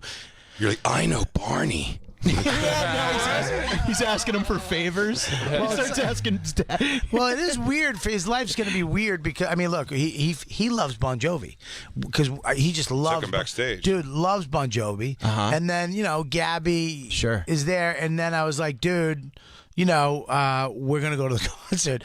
But he doesn't know anything but being backstage and hanging out with Gabby and being that close, and then he doesn't know when her father came to my house to shoot Live from the Shed. Yeah, the show I do on Patreon.com/Robert Kelly. Anyways, no, I'm just a shitty plug. Well, he came to my house. Max fucking flipped out. Yeah, his brain shut down. He went into the house and didn't know. He started crying. Because he didn't understand life. The guy from fucking Bon Jovi is that? Yeah, that's like Santa Claus coming down. Yeah, that's crazy. Right. And I had to talk to him and be like, dude, are you okay? And he was like, I gotta catch my breath. He's like, Dad, we gotta hold on to what we got. Doesn't make it different. I like your son only knows backstage at Bon Jovi in their 50s. He thinks rock stars like fucking rage with Ensure. Well, he fell in love with him. He fell in love with him at the middle with "It's My Life." So it's not that far of a jump. Hilarious. I think it's gonna be funny when you get him tickets for a concert when he's like 15. He's gonna be like, general admission. Great. Right. Dude, that's what I'm saying. It's like Dad's going downhill. Yeah, I do. I worry about that with my daughter. My daughter was with me enough that I don't. But I hate when I take my daughter to close-up seats, like a Sixers game or something, and she just seems like, isn't this where we sit? Right. And you're like, no, dickhead. When you were really little, we sat way up there. Right. And Allen Iverson was a little pee on the thing. Right. I go, now you're catching Ben Simmons sweat. Show some fucking appreciation for that. When you were really little, we sat on a dryer in a Filene's to watch this fucking game. Filene's. This motherfucker said Filene's. This has been a fun show. I have to end a few minutes early because we have to do reads. We went straight through, right? All right. We didn't stop. I'm glad that Bobby is not Robert. Last night at Eddie's. Last night at Eddie's returned too. Yes. Right. Eddie goes to college. Last night at Eddie's Electric Boogaloo. I shot a short called Lone. That's been getting a lot of heat. It's on my Patreon. I showed your Patreon for real. I showed it to Voss last week and Andrew Schultz and Joe List on my podcast, and they had a few critiques of it. Let's just say. What's it called? Let's plug it again. It's called Lone. I shot it in my room in Spokane 3 weeks ago on my iPhone. I edited a short film. Really? A serious short film. Yeah. So really? It's up there. I'm really excited about this. I'll send you a copy of it. Please do. I would appreciate it very much. I thought. Let me tell you something. When I was in my late 20s, even in early 30s, I had an idea for like a short that was so. When I describe it now, lame and uber dramatic, serious about the trials and tribulations of being unsuccessful, whatever I felt like I was in my. It was just. I'm like, so, thank God it didn't come out. And then, didn't Dane Cook do? He did like Spiral or something it was called. Whatever it was, that just came out enough for me to go. It's like, yeah, we shouldn't do stuff like that. Well, he did that, but he had a serious song. One of my favorite things of all time. The greatest song ever. It is Forward, next level right? ridiculous. Yeah. Forward. It sounds like a guy. It sounds like he was listening to somebody else sing Dane Cook, and he was in the background going. It's like it's like he's in the background going, "Here I am, rock you like a here I am, rock you like a hurricane." It's like, are you the eighth melody? Are you the eighth harmony of this? I was gonna say to both of you guys, Dean, is your wife's younger than you, Bobby? Yes, she is. Significantly? Absolutely. Well, no, it's not R. Kelly significantly. No, I know. But Bobby Kelly, yes. A few years, yeah. A few years. Yeah. Dean, is your wife? About a year. Yeah. Only a year, Just yeah? a year. I was going to say, my wife's womb is dead. I wanted to get. That's how old she is. I wanted to get into a talk with you guys at one point. We went on a tirade where we were talking about The Last Dragon. How many movies though that I've seen, and I love them in reflection because I'm like, I've seen it 1,000 times. I can tell you the movie, but I've had to go back and watch. I just did the newest one I did was Big Trouble in Little China. They've been running it on cable lately. So it's funny to go back and watch them again. And by the halfway through the movie though, you're like, I guess we're watching this, but you're like, I mean, I know everything that happens from here on out. Right. And then the parts that I think are funny that she doesn't get, that I'm like, I'll be like, right here. And he goes, it's this magic potion. And he goes, wow, shit, what's in it, egg? Which always made me laugh. And I go, well, she goes, shit, what's in it, egg? And I go, no, wait, watch. And I rewind it. I go, shit, what's in it, egg? She's like, right? Yeah. I go, no, the way he says, and then me and all my friends would do. Your generation sucks. That's when you. That's when you're lucky. Yeah, she goes, will you play the movie? That's when you're lucky you don't live on the 5th floor anymore, because you just kick her out a window. This is Christine's life, though. In her defense, is she has to, especially for 82 times in the basketball season. Forget the Eagles season, but 82 times of the Sixers season, she is willing to go. Hey, I want to watch the Sixers game right now at any given time that I want to put it on. And she goes, yeah, let's watch it. She's a and great most gal. of the time, she'll sit there with me and fuck around on her computer and do. By the third, wait, though, but seriously, I don't ever tell you to look up unless it's like a real thing. And so she watches a basketball move that she believes that everyone should be able to do in the NBA. And I go, that's Joel Embiid being the shit. And she's like, okay. And I go, you don't think that's amazing? And then that's how our nights go. Jay, congratulations on the Eagles getting into the playoffs this year. Wow. It was a big deal they got in the playoffs. Hopefully the Patriots will meet them. Oh, wait. All right, let's go Saints. Oh, hell yeah, everybody. Robert Kelly is going to be at the Laugh Factory in Chicago. He's going to be at the Stress Factory in Bridgeport. He's going to be at the Robin Theater in Lansing, Michigan. You can get tickets for all that and his other tour dates at robertkellylive.com. Yeah. Dean Edwards at Gotham Comedy Club. This weekend, I'm going to see This weekend. It is this weekend, everybody. Friday and Saturday. How many shows a night? 2 Friday, 3 Saturday. Hell yes. Get tickets at GothamComedyClub.com. Dean is one of the funniest. Bobby, Dean, everybody we have on the show always, Some man. funny for the muckers. I fucking love you guys, man. Thank you so much for coming in here with me. Mike Fenoy, of course. It's going to be at Atlantic City Comedy Club January 25th and the 26th. Use code AMIGO at AtlanticCityComedyClub.com for tickets. And make sure you listen to his podcast, Amigos, on the Osiris Network or iTunes or wherever you download podcasts from. You all know and love Mike, America's Amigo. And DanSoder.com for his dates. He's going to be in Atlanta the 24th, weekend of the 24th. I go to Atlanta all the time. All the time he goes. Me, I'm going to be in D.C., not this weekend, but next weekend. We are doing a live show tomorrow. Special live Thursday show. Dan's going to be back, so we'll be in full force tomorrow, everyone. Thank you all for hanging out. We love you guys. It's the Bonfire.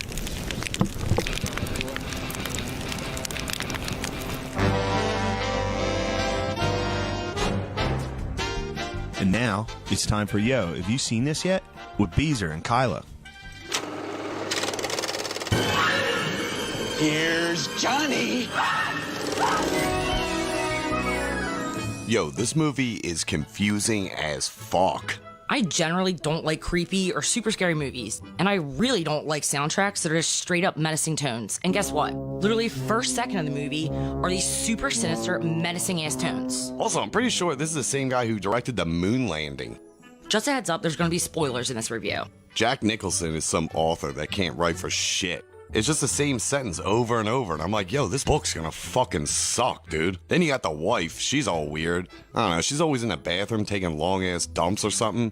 At one point, she's in there so long, Jack's gotta take a goddamn axe at the door. And he's all like, yo, here's John.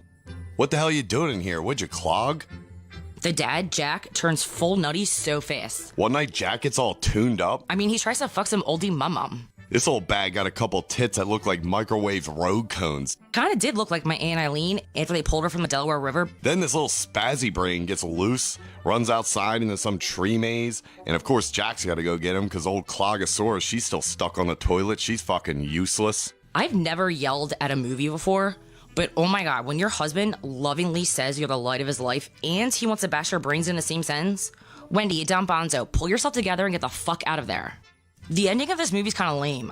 I was hoping something worse would happen to the dad. He's just like out of shape and he could take a breather, so he sits down, but he ends up just getting frozen solid to death. So yeah, I'd say the theme of this movie was maybe, I don't know, we should just smack these kids around a little more. and not let them and their spazzy-ass brains run the show. I'm gonna give it 3 Tutti Frutti Maroni water assists, not 4, because I've had to sleep with the fucking lights on the past 2 nights. My boy Eddie told me this is the same guy who made Full Metal Jacket. You seen that movie? Oh my god, dude, it's fucking sweet. There's this one hooker and she's all like, yo, me love you long time. And she's only charging like $15 a wiener. If it wasn't for all the super creepy shit, I'd probably chill this fancy hotel party. I mean, what, they're too good for some twisted teas with berry vodka floaters?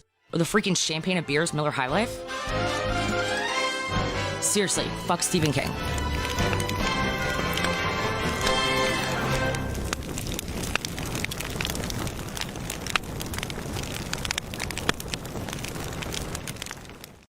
Coming up next, it's Jim Norton and Sam Roberts. If you don't want to body shame, then how about this? No more body complimenting. How about if you want to stop body shaming, how about you stop casting only beautiful people in leads? Because body shaming by default is by praising beautiful people only. So you're body shaming by default. I'm not like paying for Netflix to see a bunch of uggos. You know what I mean? No, you have I'm a mirror really for not, that. I have an unlimited supply.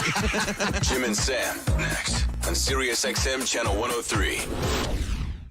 Non-attorney spokesperson and sponsored by OpenJar Concepts. Attention veterans and active duty military. If you were issued earplugs between 2002 and 2016 and were diagnosed with hearing loss or ringing in the ears, you may be entitled to compensation. The manufacturer of these military earplugs recently paid $9.1 million to resolve claims that their earplugs were defective, potentially exposing service members to damaging sound levels that could have resulted in hearing loss or tinnitus. If you or a loved one were issued earplugs and were diagnosed with tinnitus or hearing loss, don't wait. You fought for this country, and our attorneys want to fight for you. Call 800-889-7814 now for a free legal consultation and to see if you may be eligible to file a claim. Time restrictions may apply, and you pay nothing unless there's a recovery in your favor. So call 800-889-7814 now. Again, 800-889-7814. That's 800-889-7814. Why pay over $100 a month for cable when you can get live sports and TV for less with Fubo TV? Watch your teams, shows, news, and more on over 100 channels. Plus, on-demand entertainment, including full TV series. All on your TV, phone, and tablet. No cable or satellite dish required. There's no contract, no hidden fees, and you can cancel anytime. Try Fubo TV for free at FuboTV.com. That's FuboTV.com. Hey, I'm Andy. If you don't know me, it's probably because I'm not famous. But I did start a men's grooming company called Harry's. The idea for Harry's came out of a frustrating experience I had buying razor blades. Most brands were overpriced, overdesigned, and out of touch. At Harry's, our approach is simple. Here's our secret. We make sharp, durable blades and sell them at honest prices for as low as $2 each. We care about quality so much that we do some crazy things, like buy a world-class German blade factory. Obsessing over every detail means we're confident in offering a 100% quality guarantee. Millions of guys have already made the switch to Harry's, so thank you if you're one of them. And if you're not, we hope you give us a try with this special offer. Get a Harry starter set with a 5-blade razor, weighted handle, shave gel, and a travel cover, all for just $3 plus free shipping. Just go to harrys.com and enter 0808 at checkout. That's harrys.com, code 0808. Enjoy! Need help with your holiday shopping list this year? SiriusXM can save you money and time while helping you find the perfect gifts.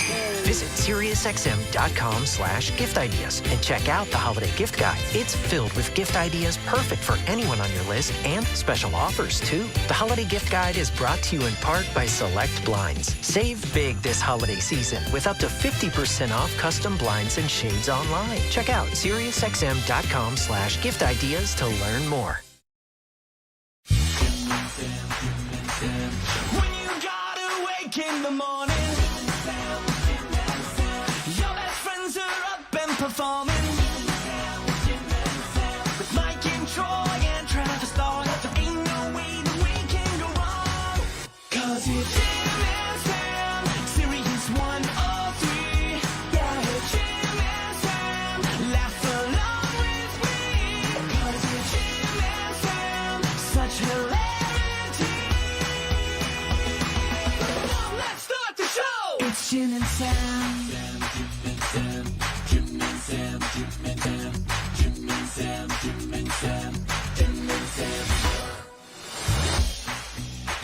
Welcome to the Jim and Sam show. I came in a little later than normal. I normally am here way before I was here today. I kind of walked in just at the buzzer because I just decided to take the subway. It was just, I didn't feel like dealing with Uber. And, you know, the subway is not that, it's a fairly easy process. But I didn't quite make my train. I realized I had walked a block too far. So I had to double back. Hey, fatty, I got a movie for you. How about A Fridge Too Far? I was, did you know, I didn't know that Led Zeppelin was originally the New Yardbirds. Okay. He's going to walk right into traffic. I didn't realize that. Did you miss your subway stop because you were engrossed in your newfound book on tape? Yep. I did. I just looked up. I'm like, wait a minute. I knew that looked familiar back there. Just marveling at the idea that all this information could be going into your head. It's like there's a person traveling with you, reading you a great story. It's amazing. Yeah. Ask me a Zeppelin question. Who were the original members? Oh, come on. Oh, I haven't gotten there. Wait. Okay. Hold on. Sorry. John, Robert, Jimmy. Nailed it. Yeah, I mean, I think. I'll take your word for it. Soaking right in. Right. I just walked right past where I was supposed to You go. walked past the subway stop? Yeah. I was almost a full block away. I'm like, wait, what the fuck are you doing? What are you doing? I turn around. Is that your new thing, Jimmy Strap Hanger? It's just, it's very fast to get here by the train. It's 20 minutes. I mean, yeah, when I go the right way. Right. Right, when you're not. And it's less expensive. Right, when you're not wrapped up in the book on tape, which I think part of it, it's not just the material that you're getting out of the book. Part of it is the fact that there's a book on tape. Like you're just kind of discovering that you have access to this. Well, I always thought for some reason that they didn't read the whole book. I don't know why. I always thought they were abridged. Like I maybe I'd heard an abridged version, or maybe years ago. I don't know why I thought that. I was like, are they the full book, or is it just part of the book? Cliff Notes? Yeah, no, not Cliff Notes, but I thought it was an abridged version. Well, I mean, there are books that say abridged version on it, and then that's a shorter thing, I guess. But no, since even before they were released digitally, you could get full books on tape. Cassette, yeah. Yeah, on cassette. It would be multiple cassettes, but you would get the full book on tape, yeah. I think I'm going to have to sue my building. About the windows? No, the windows are Or just for not informing you about book on tapes? They tried informing me. But because that leaky ceiling I have is from the outside, and they keep saying they're going to get someone to replace it, and I can't get my mold repair done until everything is fixed. And they're just fucking dragging their feet. Relying on people to do their jobs is so difficult. Like, the only way, that's why people sue each other. Because you try to do things under the best of intent. Hey, can you, and it's just, you just got to get a lawyer. Yeah. It's crazy. Because the whole process gets slowed down. Because this one thing can't get done. Yeah. And do you think it's just, they're just pushing it off because they want to see how far they can push it off, or it's just not a priority? They don't give a fuck because it's not their thing. Right. They want to save a little money before the end of the year, that's my only guess. And it's not like it's going to be a thing. You're just going to have to go to all the trouble of getting a letter from a lawyer with the intention, like, hey, if you don't do this, we're going to sue you. And then everything will move after that. Nobody wants to get sued. Especially not when it comes to, that I have a mold issue. Yeah, but you're still going to have to go to the expense and the time of starting the process just so they can see that you're serious. Yeah. It's really infuriating. Because you can't just call the front desk and go, I'm going to sue somebody. No, it's the building management, too. It's the building, but it's also the company that manages them. Sure. It's the only answer. It's like literally the only thing you can do to get people to move. Threaten suit. Months and months and months of waiting. Oh, yeah, no, we're trying to, just fucking shut up. Yeah, just do it. Yeah, you're dragging your feet, and I don't know why. So you've been sitting there like halfway through a job, just waiting for that? Uh-huh. Waiting for the building to have to do what the building has to do? Waiting for the building to do its job, yeah. In the meantime, your fix kitchen... a hole in the fucking outside that's going to my apartment, yeah. What a piece of shit. What a piece of shit this building is. Especially since it's a nice building and it's a nice, this is a nice place. It's not like it's a shitty apartment. You know what I want to do? I want to stand in the lobby every Sunday when they're doing open houses and tell people when they're coming in, I have a nightmare time getting stuff done here. You should be like you should blow up a big rat outside the building and just let everybody who comes in know this is not a good place. Watch the windows. Just tell them the truth. Right. I'm having a lot of trouble in my apartment. Have someone look at this apartment before you do anything because the building will not help you. And I'm having to go through a lawyer to get these things done. Yeah, it's infuriating. Yeah, it's part of the joys of, it's really annoying having your own place, because when you want somebody to fix something, it's nice to have them. Yeah. But it's also really nice not to have to depend on anybody. Even if you own the apartment, it's still part of the building. It's still stuff like this still comes up, right? Very angry. Yeah. Yeah, it's annoying. Especially when you're looking at how much you're paying for that place. It's like, that's the type of thing that everything should just work. Yep. Right? Yeah. Especially the ceiling. You're not asking for much. Just a functioning ceiling. Yeah. Does the ceiling work? Who checks that? Oh, before I move in, will the ceiling continue to work? Yeah. I'd like to keep the elements of the outside. Will that be okay? Oh, no. The ceiling doesn't do that. It leaks. So it comes in, it doesn't come in from the roof. No, it's up by the roof. It's right where the roof turns into the front of the building. Like there's a crack. And when the wind blows a certain way, it leaks through the ceiling in that one place. And the inspector found out where it is. Do you have a bucket that has to Yeah. Yeah. You should not be living No, I know. in a way where you've got your kitchen equipment halfway into your living room and there's a bucket collecting water on your floor. That's not how you should be living. No, I know. Getting stuff fixed is a fucking nightmare. Yeah. A nightmare. It's a nightmare. Does it make you it's got to make you just want to move into a hotel and just go tell me when it's done, except it would never get done. No, it wouldn't get done. And it also, it's like you understand why people hate bureaucracy so much and dealing with companies and the government. Oh, yeah. Because people don't do their jobs. By the way, they can't even hire people now because nobody wants to work. There's a lot of people who are... I was in a restaurant one time saying, I guess a lot of people don't want to come back to work. And the woman's like, well, no, it's because they realize they're being... It's like, shut your fucking mouth. Shut up. What did she say was... That just people realizing their value and they have other things they want to exploit. No, they're sitting around. You asshole. Realizing my value. Yeah, my value is this unemployment check. It's more than you pay me. I can't even talk about it. I can feel myself getting to a point where my week is going to be ruined. I don't have to rely on tips. Yeah. Because I got this unemployment check. I know my worth. Yeah. They want to explore other things. Yes, I'd like to leave my waitress job to travel for a while. That's not a thing. Yeah, no, it's not. Too many people made money in Doge. Yeah, that's right. I got Doge rich. Actually, you'll find that a lot of the people in the service industry, they made a lot of money in crypto. That's all it is. But that is what it is. A lot of people don't want to go back to work. And anyone who says that that's not true, everyone is looking to hire people. Yeah. But yeah, why would they? Travis just pulled up this IHOP thing. And honestly, you want to blame, these lazy people sitting at home. But if the choice is an unemployment check or a job at IHOP, and monetarily it's about the same, it's not like you're getting this grand fulfillment out of a hard day's work at IHOP. No, but both things are true. But then they are lazy people sitting at home. You're right. You're not going to get grand fulfillment, but they're also, anyone who's still looking to not work at this point, I'm not saying you have to do a job you hate, but let's just call it what it is. Let's not pretend that there's a higher motive to it. But I think I think most people you talk, well, I don't know if most.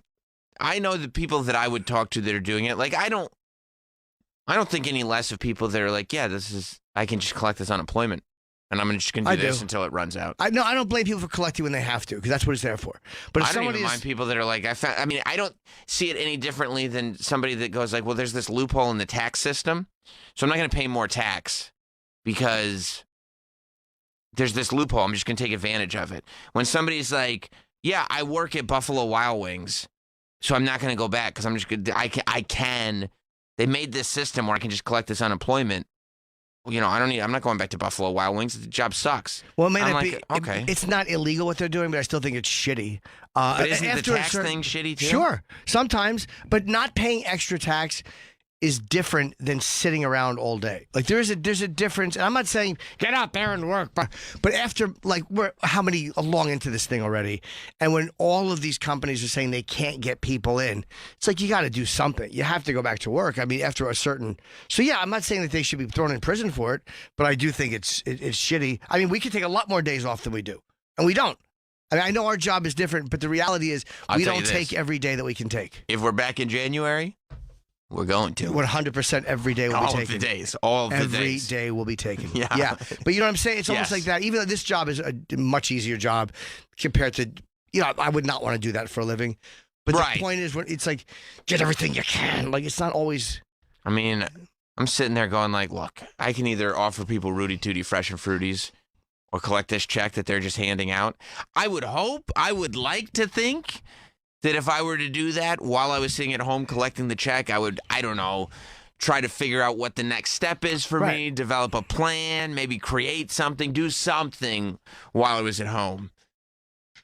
But then, Price is Right comes on, some of the soaps come on, you realize you could watch the whole series of NYPD Blue on Hulu. It's like...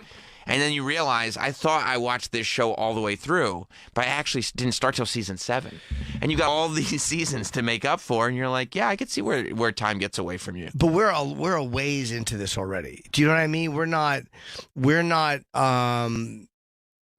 just like a few months into this. We're 2 years. Yeah, but that's what I'm saying. It's like enough time has passed. Like, I didn't begrudge anybody getting money from the government when they were shutting everything down. I didn't begrudge anybody taking their time getting back. Like, I get it. Yeah. Of course, but now it's like almost 2022, and a lot of companies still can't fill places.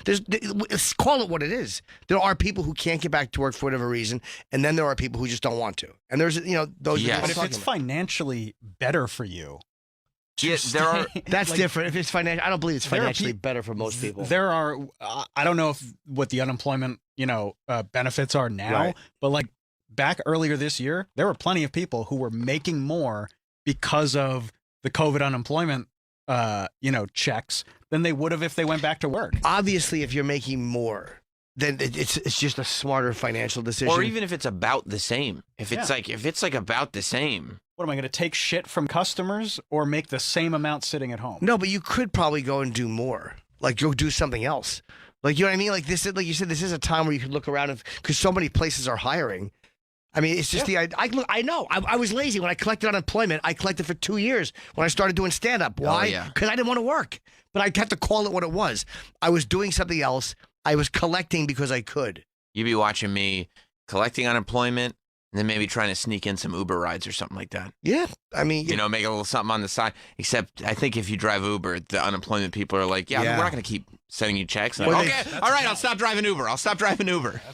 Yeah. Can I keep getting the checks, please? They're like, okay, if you stop driving Uber. I'm like, okay, then I'm going to stop driving Uber. And they have to end the benefits to a certain, because now the things are open. What are you guys doing? Well, that's what needs to end. I don't mind people taking advantage of it. I do, but you're right. I mean, they're not. But I absolutely mind people taking advantage of it when they know they're taking advantage of it. I do, because I don't do that shit. So when Trump, I don't want to say Trump. So when because I don't want it to be a Trump. Sure, yeah. But when a rich guy goes, I don't pay any taxes. But it says right there, I'm not breaking the law. I just don't pay any taxes. I think they do pay taxes, but they probably have I'm going to guess there's loopholes and ways around it where they're paying certain things like capital gains taxes. They are paying taxes on something. But not paying any tax. Yeah, of course you should pay tax. Of course you should. When they don't pay any tax, when they want to take 50% of their money, I don't blame them for finding a way around it. If your accountant was like, bro, I just figured out this thing. Like, they just put this thing in the law that we can take advantage of. And, like, you only have to pay 15% tax. You got to do it. Yes, of course. Yeah. Because I think that's fair for every person, yeah. So if somebody was like, you can make just as much money sitting at home as you are doing radio, and you don't have to deal with serious, like, what they would say is this, mucking about with the contract negotiation. Wouldn't you be like, oh, well, if I could just sit at home instead of doing this radio show? Yes, but I couldn't convince myself that I wasn't being lazy. Of course. Yeah. But let's not, again, you got to call it what it is. Like, right. I'm not saying I'm above all that. Like, I would never take a bucket in there. But I mean, I wouldn't pretend that I was living the higher life, or that I after a certain point, you kind of just know. 2 years sitting at home is a long time. That's a long time. At some point, it's like, I don't think I've accomplished anything. If a year ago, at the end of April 2021, December 2021, we weren't saying this. Right. This is now almost 2022. Right. And a lot of companies are having problems getting people back to work. And there's so much stuff is just suffering because of people not wanting to go back. No. And then there's people who can't. I get it. No, bro, I'm just waiting for my Twitch channel to take off. I'm telling you, bro, it's going to take off. I've been streaming twice a week regularly for the last month, and I can't imagine this not taking off. Yeah. Did you see when you wanted to go to? I saw you. Oh, it doesn't matter. Whichever one. The first two are. I can't see what the third one is. I'll go to number 3. Yeah. Yeah, Greg in Chicago. Sure. What's up, Greg? What's up, cousin Greg? So, it's Greg. It's cousin Greg. Hey, buddy. So it's funny. I was just, as you were talking, Jim, you're saying people don't want to go back to work, but dude, I think people don't want to go back to work for what they're paying them. It's on the employer to give a reason for the person to go to work. But I was thinking about, like, so you guys are gonna. I'm hoping you guys sign a new contract, because I fucking love your show. I love you guys. Thank you. But if you guys were to if a contract doesn't get signed because they're not meeting your needs, aren't you saying the same thing about yourselves? And you guys don't want to work? No, the difference is. I'll tell you what the difference is. And I know what you're saying. They're not paying them what they should. But that's why, Sammy, you can maybe look for other things at this point, because so many people are looking to hire. And also, if Sam and I don't work, we don't get paid at all. The government's not going to hand us money for the next 2 years if we don't sign a contract. So it's a little bit different because we have no option. If I don't do stand-up, I don't get paid. If I don't do this, I don't get paid. We got to get him to let us go. Yeah, but even we got to get him to lay us off. Yeah, I don't know how much unemployment I can even collect as an independent contractor, but it's not like we have the option of signing for what we want here or collecting what we're making now from the government. I don't have that option. That would be sick. That'd be awesome. Yeah, I don't see how people are still collecting money too. Like, if I could collect money for 2 years, I mean, I do it, but I don't know. I don't know how they're still collecting money. Yeah, and I'm not talking about every person. I know people hit hard time. I'm not talking about the cases where there's just no options. But we all know what I'm talking about is the people who could go back, but just don't feel like it. And there's enough of them where it's starting to affect companies. I will say, Jim, dude, there's a price for everyone. I think if you give them motivation, if we get employers, just everyone across the board, you're looking for you can't find employees where you're not paying enough. That just comes down to that. But I see exactly what you're saying. Yeah, of course, because when people are collecting welfare who shouldn't be, not people who are having hard times, but when people get caught up in that system. Like that system of just collecting and keeping themselves there so they don't have to work. Nobody looks at that and goes, they're beating the system. We all go, what the fuck are you doing? Like, get a job, do something. Like, nobody looks at that, even though they're maybe being legal. So, yeah, I'm only talking about people who don't want to go back. Thanks, buddy. All right, buddy. Thank you. Thanks, brother. Thanks. Everybody does have a price for the $1 Million Man. Yeah, of course, everyone's got a price to do it, but, you know. Let's go to Kevin in New York. What's up, Kevin? What's up, guys? Hey, buddy. Hey, I hope you sign soon. Yeah, hey, me too. $675 a week sounds pretty good, but unemployment is taxable, and there's a lot of people that don't have their taxes taken out of that $675, and they're going to be in for a rude awakening come April when they owe $4 or $5 grand. Well, how can they do that? Unless they're corporations, how can they not pay taxes? Like, I'm incorporated, so I don't pay, but I pay quarterly. How do you do that when you're an individual? I guess you can. Is that the option? I think on unemployment you have the taking out your taxes, your federal and state, out of the unemployment check. Why would they tax you? Why not just give you that much less?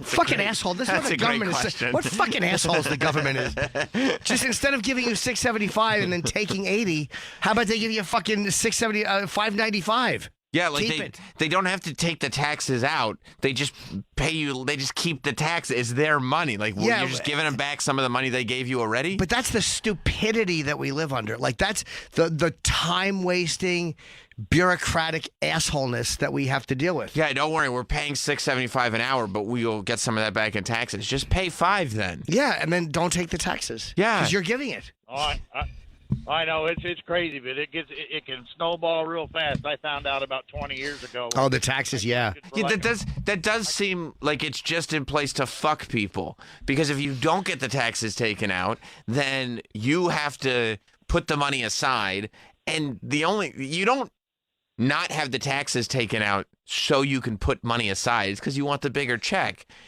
So the only reason to have it in there is because people aren't going to put the taxes aside, and then people got to come and hunt them down for taxes. It's like you could have avoided the whole process. Yeah, and I don't think there's any bad motivation. I think it is literally just bureaucratic sludge, which is what we live with. Like, I think it is just... It's just a bunch of people, stabbing the system. People being caught up in it, and no one just going, wait, what are we doing? Yeah. This is these are wasted steps. The amount of hours you got to pay for all these IRS agents to deal with this tax money, the money that's got to go out and then come back, it's stupid. Just keep it and do something else with it. And they're probably like people that work for the IRS, specifically in the unemployment section. They're like, their jobs depend on this extra step just being there for no reason. So they're all advocating for the extra step to stay because they want to keep their jobs that are unnecessary. Yes, it's almost like when you're negotiating with a company. Yes. And you say, well, you guys have this money. And they're like, yeah, but that's over there. And you're like, no, the stock price is the stock price. It's the company's money. It's your money. You're making that up as you go along. We can't get past this curtain. Yeah, it's your curtain. Yeah, you can open it and go behind it. This is not the first time I've had this. That's a locked door. You locked it. Yeah, you got the key. It's around your neck. Yeah. You're not being honest. Yeah. We getting closer, by the way? I haven't talked to anybody. No. I haven't. No. It's been about a week. Yeah. I mean, a week ago it was like, oh, maybe. And then that was it. I checked for a follow-up yesterday. And? Couldn't get one. Get a call back? Not yet. Let me check my phone. Maybe it was... What time did you call? Yesterday afternoon. You may have had your ringer off. Yeah. Check your voicemail. Let me check my voicemail real quick. Oh, I do have a... Oh, no, that's from my son's school. Yeah, no. Are they involved in negotiations? No. That was a different thing. They said they leave a voicemail every day. Yeah, I don't... Yeah. Are you ever sometimes tempted to just go, what are we doing? Just forget it. Just forget it. That building that they use for those garbage, Are You Garbage podcast guys use that building? Yeah. Yeah. Got a column in here the other day going like $2,000 a month. I'm like, I think we could swing a couple grand a month. Just forget the whole thing. Yeah. It's total okay. freedom too. Yeah. Apparently it's a whole bunch of trouble. Don't worry about it. Yeah. Why have, just having the 3-month plus long conversation. Yeah. Totally unnecessary. Totally. Yeah, I definitely, there's many times you think about it where you're like, it doesn't have to be this way. And I can tell you, because there's always, I would have to make less than I make now. Because if I just go and do something, you can bet I'm not commissioning anybody. So I was just, it's a percentage less. Right. Right. You could go less because you wouldn't have to, it's just all yours. Just doing it. Yeah, that's a great point. You're like, well, you're taking a certain percent off it. Well, yeah, but I'm saving 1% off that. Yep. Yeah. Yeah. I didn't even think about that. Oh, yeah. Yeah. I thought about that a lot. There's a lot of math in there that, that you got to factor in. Yeah. Yeah, you're like, this, all of a sudden, this is fairly realistic. For me, it's 20% less because I pay 2 people. Right. Which I'm okay with. They earn the money. But. Hypothetically. Yeah, I mean, like when you get someone a deal, you earn it, and that's part of the deal, and I'm okay with that. Yeah. But shit, it's almost a quarter less. You start thinking that stuff. Right. So if you were to take a 15% hit, you're up. I'm up. Yeah. I'm up. Yeah. That's interesting. Mm-hmm. Oh, don't you love the holidays? I do. Maybe you still got to pay like super talented producers and stuff. Well, there's got to be something out there. That's the other thing. Yeah, you'd save so much money on unnecessary staff. Right? Yeah. Yeah, there'd be far less redundancies. Please. Huh? What? Please don't make me. Please don't make me redundant. Yeah, the wheels are in motion.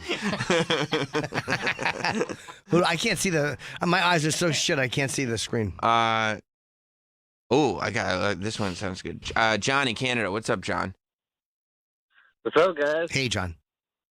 Hey, it's easy for you guys to say everybody go back to work, but your work is like what? I mean, jerking off. Chip Chipperson and Doug Bell. That's right. And fucking talking to your best friend for 3 hours a day. But hold on, I didn't say it callously like everyone go back to work. And I don't know if it's best friends. It's a stretch. Yeah, we know each other. And I did acknowledge it's easy to say with this job, like of course. And I didn't say everybody get up and get back to work. But come on, it's 2 years into it, and there are people who are taking advantage, and that's the people I'm talking about, dude. Not people who are having a hard time or whatever. Well, taking advantage in what way? Like maybe trying to start their own fucking Chip Chipperson podcast? Sure, guys like that, yes, but we both know that's not what I'm talking about. We both know that I'm talking about people who just don't feel like going back because they weren't too thrilled with the place and they don't feel like finding something else. Yeah, but what? You think people are just going to sit on this shit forever? Like, you really think people are just expecting this shit to last forever? I don't know what they're expecting. I can only tell you 2 years into it, the situation companies are having. Yeah, no, that works.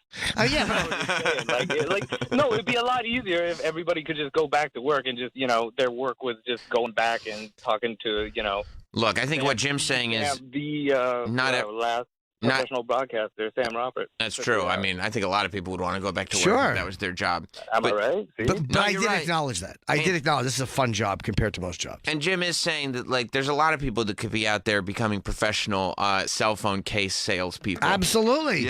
Jim's starting his own cottage industry of cell phone cases. Yeah, you can make it easier by not changing up your fucking haircut every 6 months. I know. But whatever. He just does it. I know, right? Yeah.